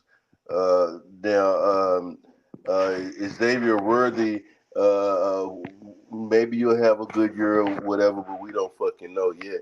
So you got to put Stevenson over him. But I'm gonna tell you that's something to watch out for because if the rookie has an okay game and Stevenson has just an okay game, then they could really wash each other out. But Well, so we're gonna call it 4-3 right now, though. yeah, it's 4-3 right now, and that's first and third. So now we move to the defense. You got Mosley and you got Parsons. I mean, you can say that it's a wash between Williams and Mosley, but I'm gonna take Mosley though. I just like Mosley more as a player, more aggressive to me. So I'm gonna take Mosley, and of course you're gonna take Michael uh, over damn near anybody in the league at his position. You then you have Whitfield Jr. Uh, versus Love, and it's really not even close. Even by what they did last year and what they're projected to do this year, Winfield Jr. is just better. so um, now you come to the defenses.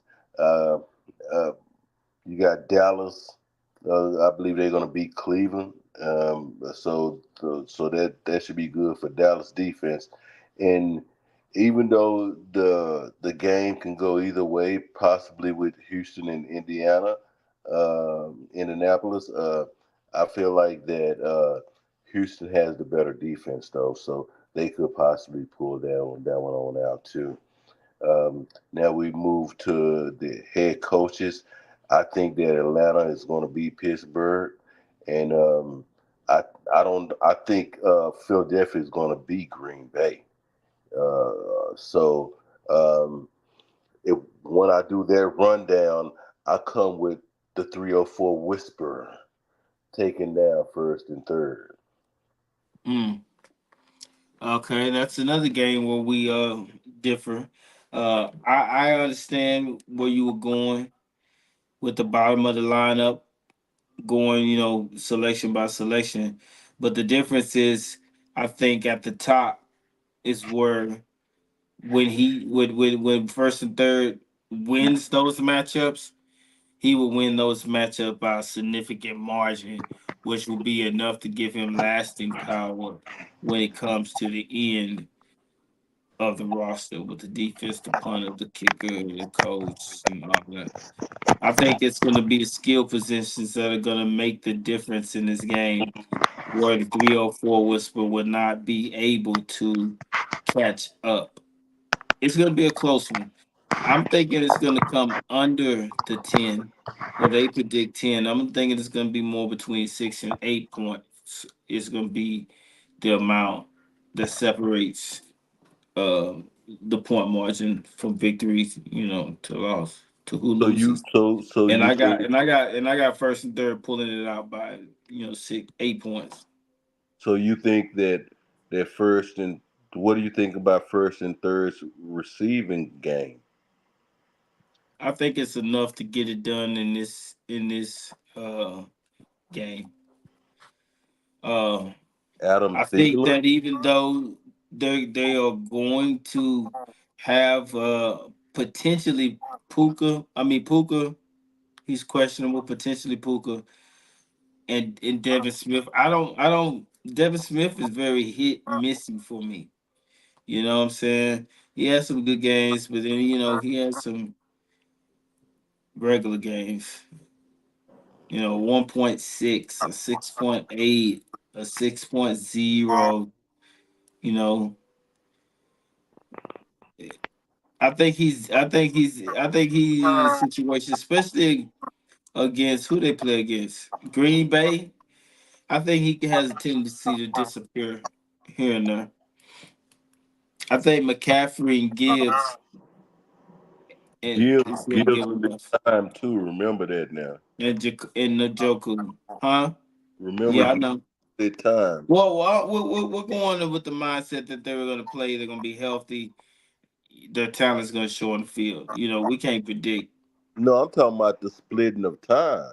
He he Oh, he's a two-headed monster in the backfield. I mean, so is Pollard.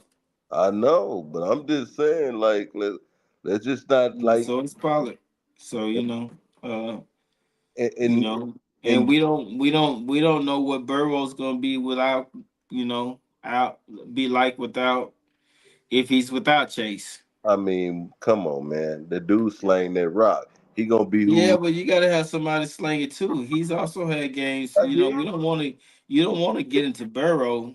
He I know got he his, didn't play that many games, but he had a 4.7. That's a 3.8 and a 4.7. Like no, no. talking That's about that's the that's first 2 games no. of the season. For a quarterback of his caliber, that's unacceptable. That's unacceptable. A 4 and a 3. I don't know what it was at the beginning of the season last year. It was some struggling going on at the beginning of the A season. 4 and a 3 is just Oh, unacceptable. I know what it was. That's They were saying that he wasn't even healthy. That's what it was. They saying he just wasn't healthy well, you know, yet. we'll see if he's healthy. Going forward. So next up we got Draper for the paper against Team Kid. They got the evaluation at 50-50, a coin toss. Projected 152, 154. We got golf against Jordan Love. I had golf played for me last year.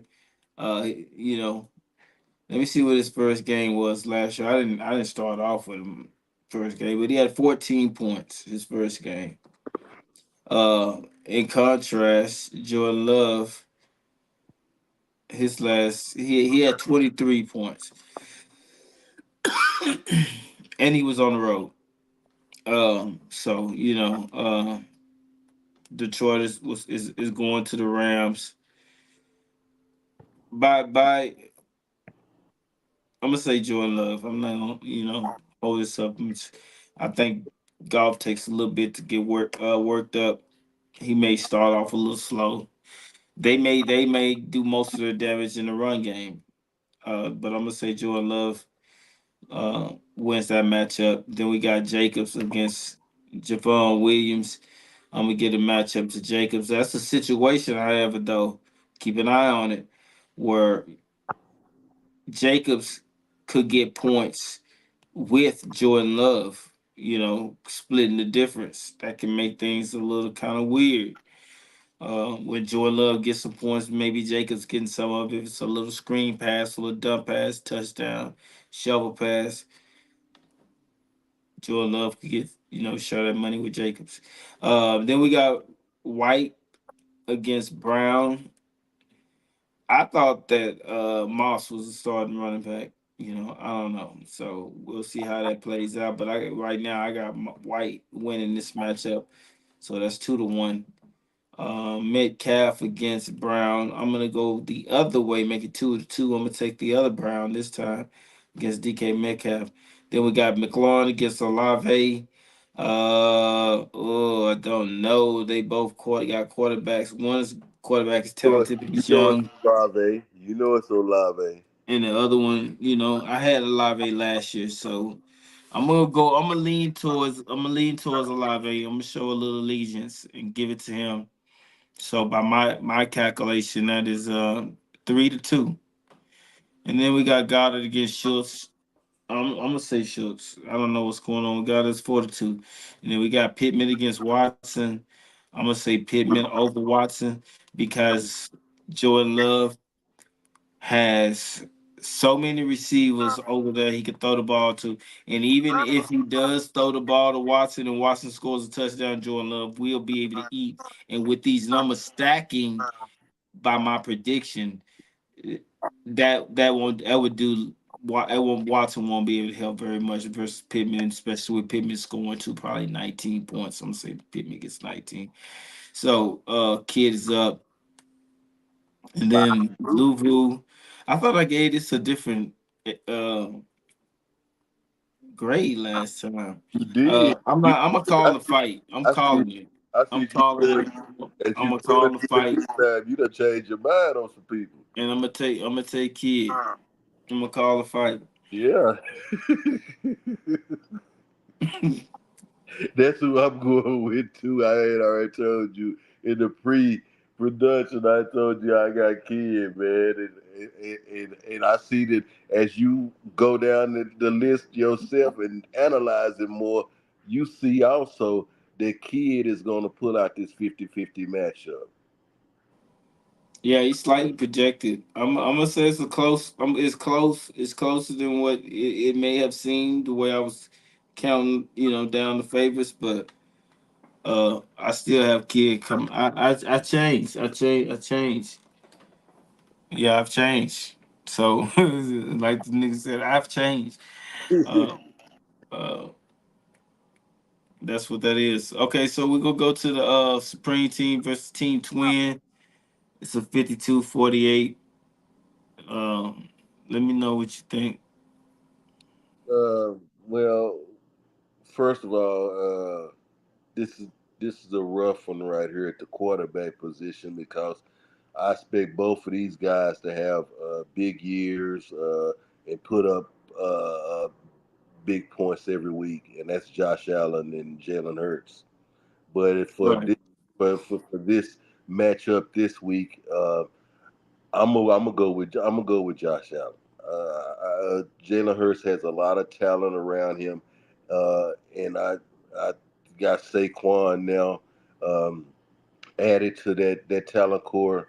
I know you say you don't like the Devontae Smith that much, but he got Devontae Smith. He got AJ Brown. Um, I think that with all the talent that he has around him, I think that a lot of people are going to eat, which is going to bring down his numbers as far as uh, like doing the tush push and shit like that.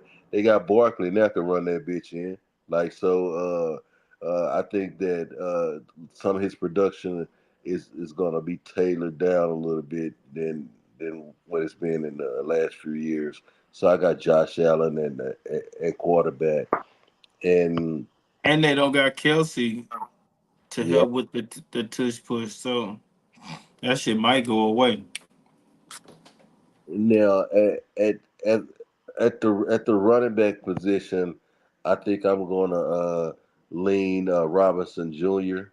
Um, I'm definitely leaning Singletary over Elliott. So right now we looking at 3-0, and this is where I feel like he get back in the game temporarily.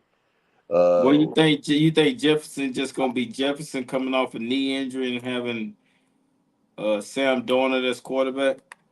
Hell, fucking yeah, he is. Oh, And okay. I think with the crowded receiver room that Diggs has joined, I think that he's not going to see as much production as he would like.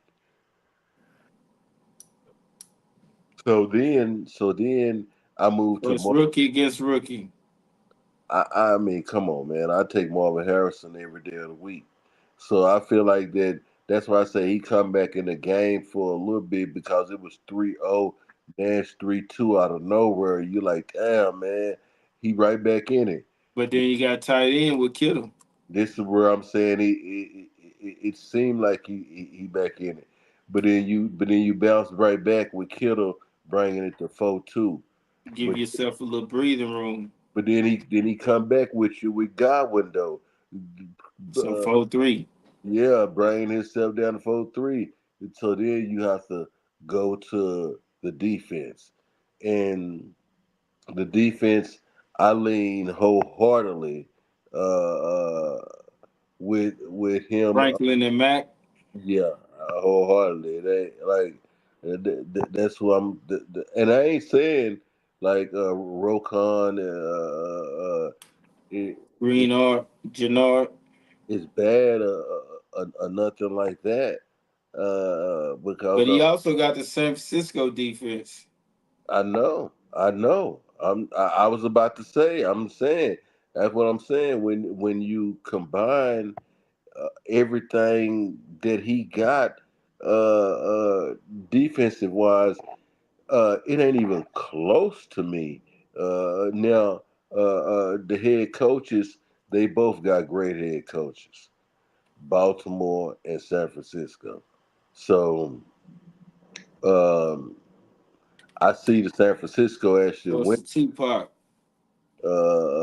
in Baltimore. Yeah, in Baltimore, they're iffy on winning this week. But even with all that being said, I give this week the team twin another person that's projected to lose that I got winning again. Yeah, I'm gonna make quick work of this. I agree with uh pretty much everything you said in that projection, and I also take it to win the win over Supreme. Um, I just think that the Jefferson, the Elliott, the Jones, and the Hurts, shit, for that matter, the Hill too. I think those are gonna be the weak points for Supreme in the head-to-head matchup against the Team Twin. I just think Team Twin is going to have a lot more input from his starters in those positions that I named, and that's going to be the difference. In the defense might be a wash. I'm just Yeah, going to say, yeah. It just might be. Yeah, the head coaches might be a wash in the end. Shit. right. Okay, so we got Bayou Boys and Water on Your Face, DC. That stands for Watson. I don't know why the fuck pause why you got water on your face, but we got Herbert against Stafford. I don't know if Herbert is back.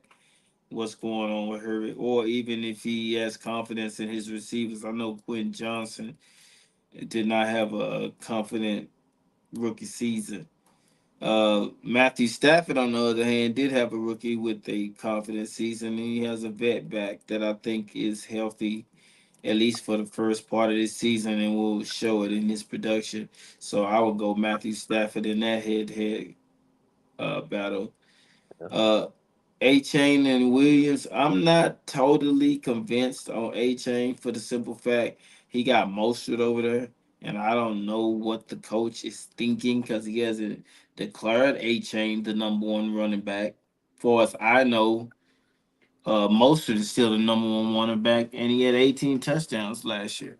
Weird You know, shit. Devin A Chain was a pleasant surprise, but I don't think that R2 is going to outdo an R1, which is what Kyrie Williams is. Williams is he's an R1, and he's going to have the production of an R1, and that's a double dip. I don't know how many catch. Let me see something really quick. Let me look. See how many receptions he had. Um, it was modest, but he had some games. He had a game. We had 6 catches for 61 yards, 2 touchdowns. That's 41.8. You know what that is, people? That's a double dip.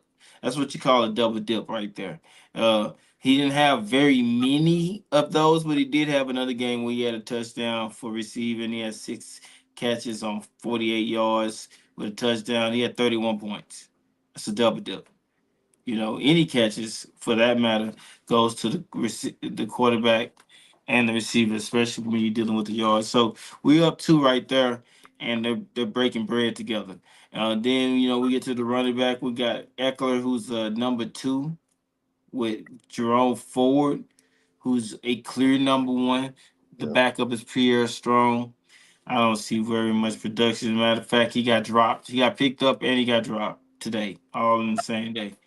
uh, Brought in and got a deal and got cut later on the next day. Then he has T Hill so I got that going forward. So it's 2-1. Then Hill Miami. Listen, I like I like Rice, but we're not gonna do that. You know what I mean? He could damn near score enough punts for two. He could be a 2 for 1 yeah, while you bullshitting. And Rice can just give you a regular production. So we're not gonna play with him. We It's 2-2. If not, yeah, 2-2 easily. They just caught up. Um, and when you get to the Tank Dell and Jackson Smith and Jigma, Dell coming off an injury. I hope he's healthy. I like Jackson Smith and Jigma. I was gonna draft him, but I don't know. Has he taken over Lockett's spot? I don't know. I'm gonna call that a push. You know, I'm gonna call that a push. Kelsey Laporta, that's a push. unless Laporta doesn't play, and then Kelsey will obviously tilt the balance to the Bayou boys. Kirk and Brian Thomas. I don't know anything about Brian Thomas. I know something about Kirk, but it doesn't matter. Um, they are not only going to share catches with Gabe Davis.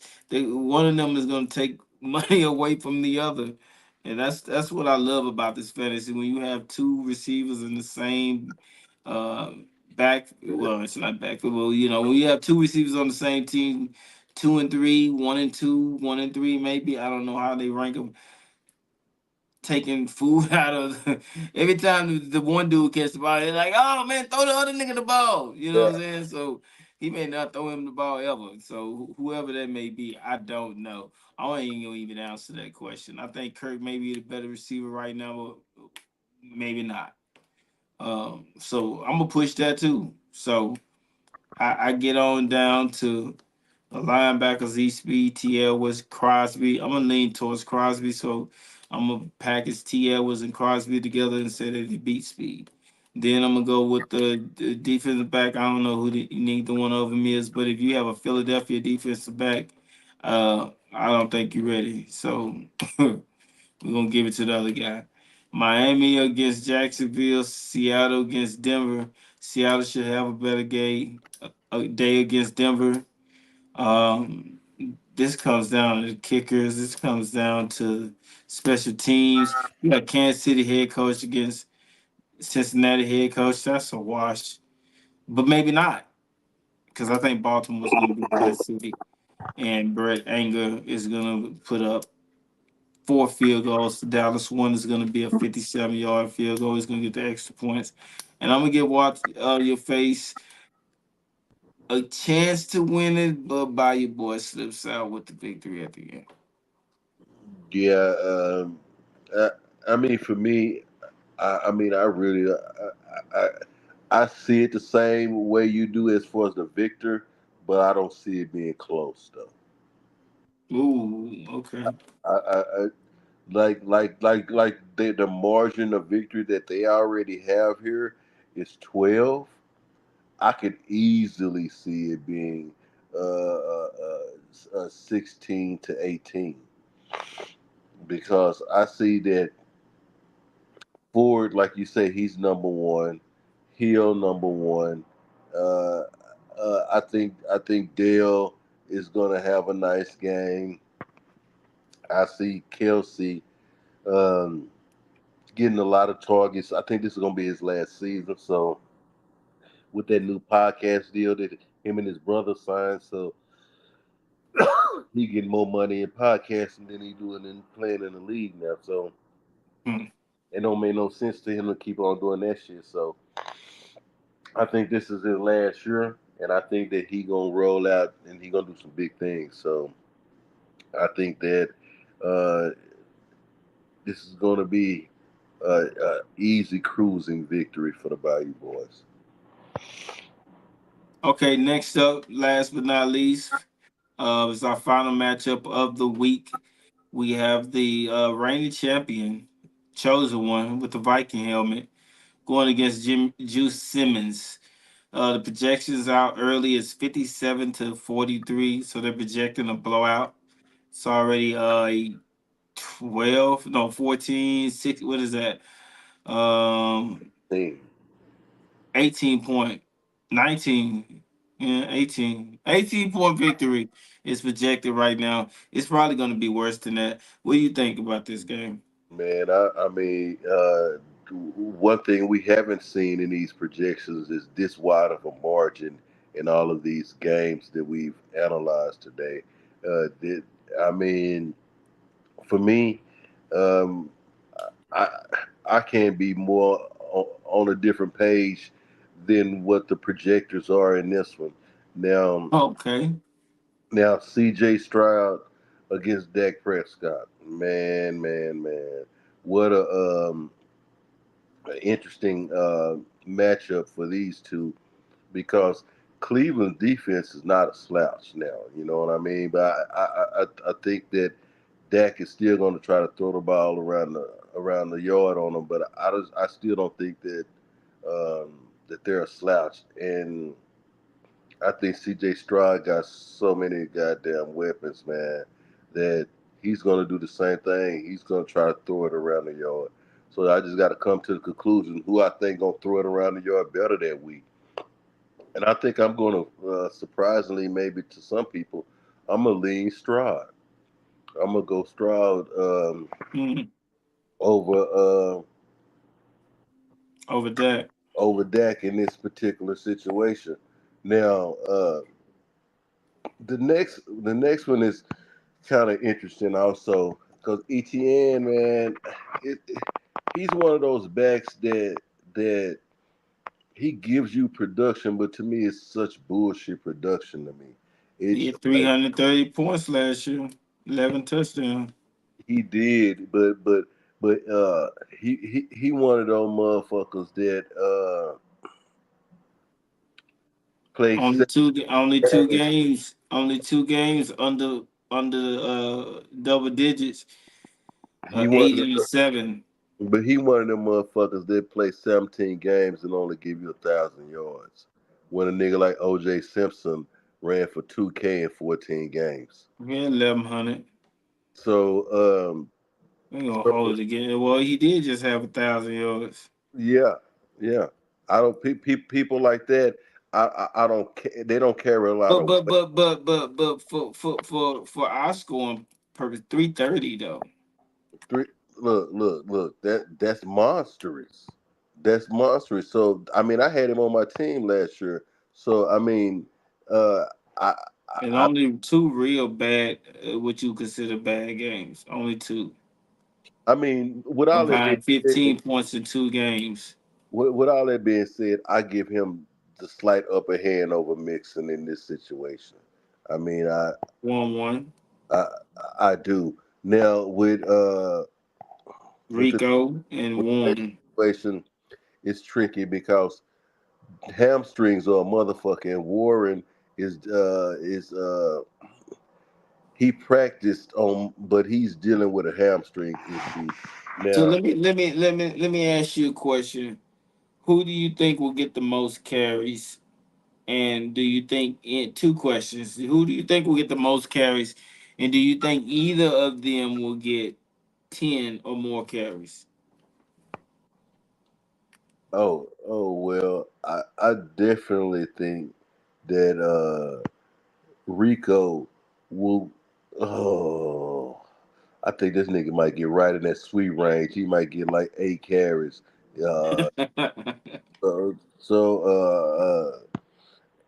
I don't think. You know what? That's a good question. I don't think neither one of them will probably get to the 10 carry mark. I think both of them are going to be around the 7 to 8 range as far as carries.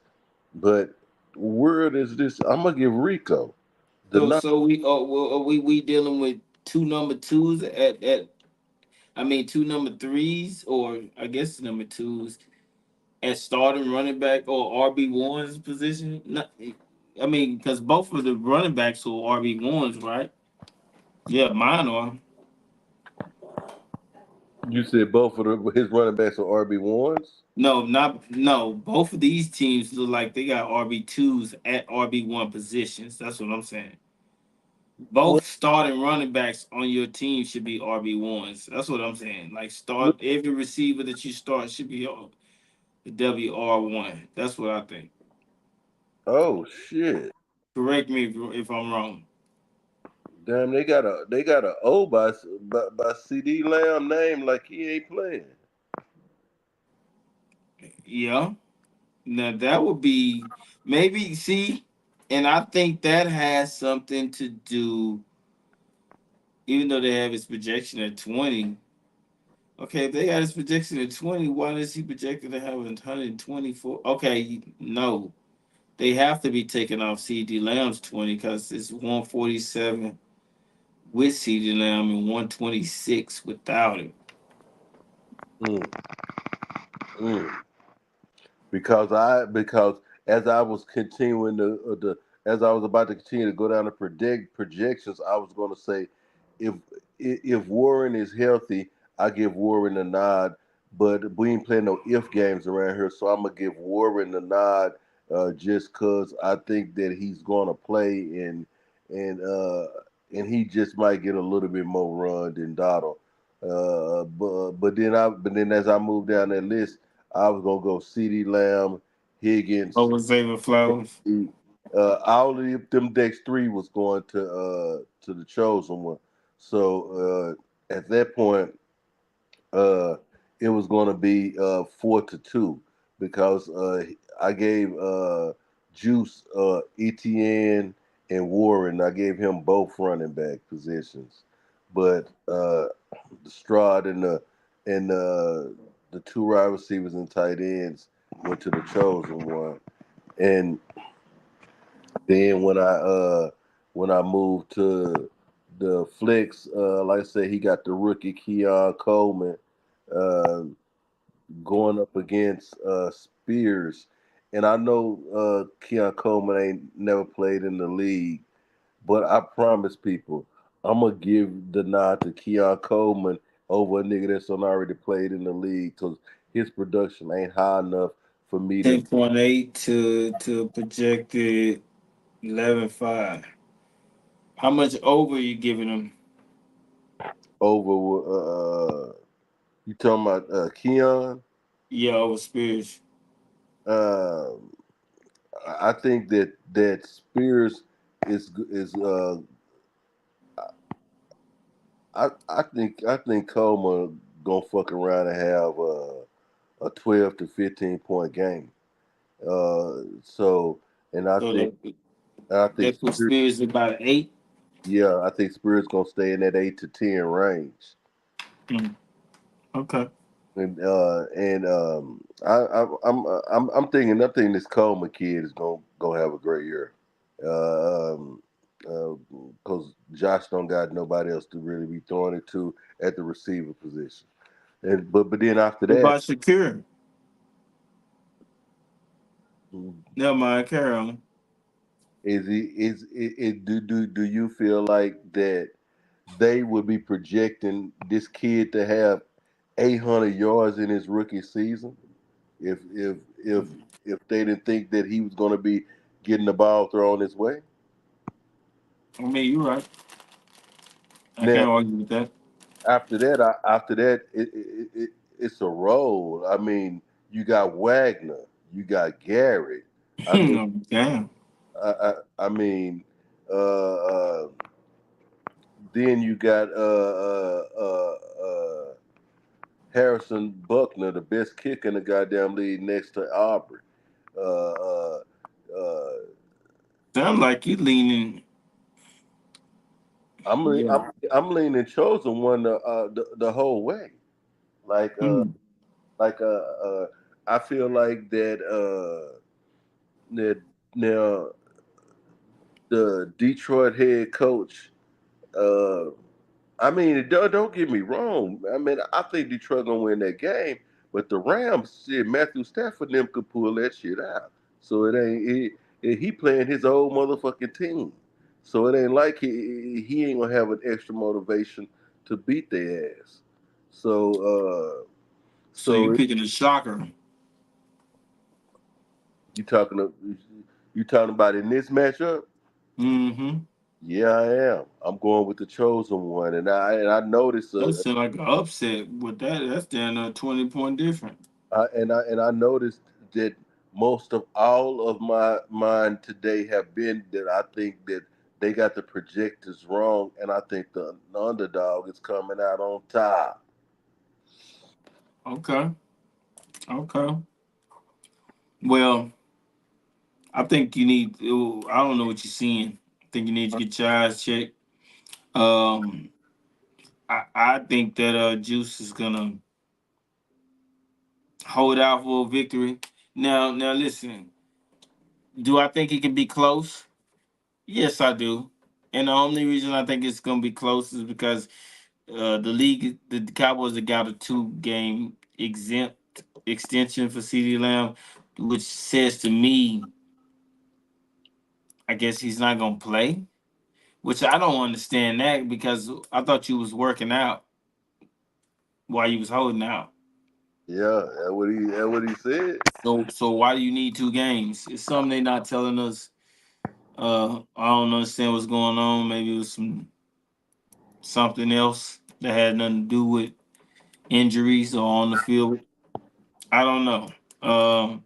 If he does not play, which they currently have a hold by his name, so I'm gonna go by that. If he does not play, there's absolutely no way. I don't care what the bottom of the roster. I don't care what Higgins, Kincaid, or Coleman does, or Stroud. There is no way that they can win this game without CD Lamb. And the thing about it is, even if Lamb was to play, he has to give Dak Prescott some money. I don't like those type of matchups where I'm going against somebody and I get paid with my receiver, but the quarterback get paid too. You know what I'm saying? Like most situations, you're not going against the guy who has your quarterback. So when you get paid by yourself. In this situation, if the game is tight and it's very close, and every time CeeDee Lamb get a little piece of money, Dak Prescott gets some too. That could be the difference in who wins or who loses. I'm gonna go with a close matchup, but I'm going with Juice. I'm taking Juice to get this victory. For the simple fact that they got CeeDee Lamb not playing now. CeeDee Lamb was absolutely playing, and I give myself a chance, to change this. So if y'all looking at this right now, and CeeDee Lamb does play, just remember that I reserve the right to change it to Chosen. And in that instance, I will pick Chosen one to win this matchup. But if CeeDee Lamb remains with a 0 by his name, there's no way I'm picking him against Juice. And that's my projection. And that's our picks for the week. I know we went over the show. It's been a really long show. First out the gate, I'll try to edit and get this baby right. We were 3 minutes, 3 hours and 56 minutes right now. Yeah, we That's did. heavy. Well, we're gonna try to slim this baby up. We're gonna get some Ozempic or something and get this motherfucker to lose a little weight. We're gonna try to give this to y'all about under an hour. Right at an hour. That's more we can stand. We got a late start also. I don't really like getting a late start, so kinfolk, you can let me know what's a good time, maybe 8 your time or 9 your time. Yeah, yeah. We're gonna try to get started on time and get out of here a little faster. I appreciate you staying down with me, staying down with the top of it. It's 4 o'clock your time. You're a soldier, baby. If they don't appreciate what you did here today, they have no appreciation in their body. Um, but that's been our time. This has been me, the CEO of Team LAV, and my co-host, team of them kids of mine. I signed him to a whole year contract, so he's gonna come back unless he has some situations going on, which we understand. But I just want you to go ahead and say a few words to the people, and then we're gonna go ahead and get up out of here, baby. And I appreciate you, and I love you, and I don't know if you know how much this means to me, but it means a whole lot to be doing this with you right now. And when I put this shit out, it's gonna be there forever. And Yeah, yeah, shit, it is. Yeah, it is, it's gonna man. go up. And I want to let everybody know, man. We here to do this content, man. We've been talking about this shit for years, man. Doing the show together and shit, and putting this shit out here to the world, to let people know where we coming from and shit like this. So this is just some time in the making, man. And I'm really happy that we finally, got that first show under our belt, man. No matter what platform it's under, we done finally got it under our belt, and now it's we're gonna be back here every week, man. And you know what I'm saying, and we're gonna be giving it to y'all. You know what I'm saying, and we're gonna give y'all our opinions on sports, and we want y'all to know that this is just the beginning. This is not the only thing that we're gonna do together, and the only content we're gonna put out there for y'all. This is just the beginning of something big, and we want all y'all to take that journey with us, man. I mean, Mm. He dropped out, bring him on back in. so well, I mean, we just want y'all to roll with us on this journey, man. We, I mean, I mean, look, like he say, it's 4 a.m. where I'm at. I mean, I'm just glad that we got this first show on our belt, man, Yeah, me too. and so now that, like he say, he gonna edit this shit up. He gonna chop this shit up. He gonna get this shit out there to y'all. You know what I'm saying? The finest parts of the show. And each week we gonna bring this fire to y'all, man, and we gonna get this shit to y'all, man. And we gonna go back and forth and shit. We gonna have disagreements. You know what I'm saying? But at the same time, at the end of the day, we all one on this bitch. You know what I'm saying? So we want y'all to keep coming back every week. You know what I'm saying? And tuning in and enjoying this the motherfucking content that we putting out for y'all. And like I said, it's right now it's starting out. We talking about our league and fantasy and shit like that. But best believe we got more shit in the woodworks for y'all. So we That's appreciate to be y'all. honest. We appreciate y'all coming out. You know what I'm saying? And we hope that y'all want to keep on tuning in for this content that we bring y'all. Face, man, this was a beautiful thing for us to get this Yes, done. sir. I couldn't agree with you more.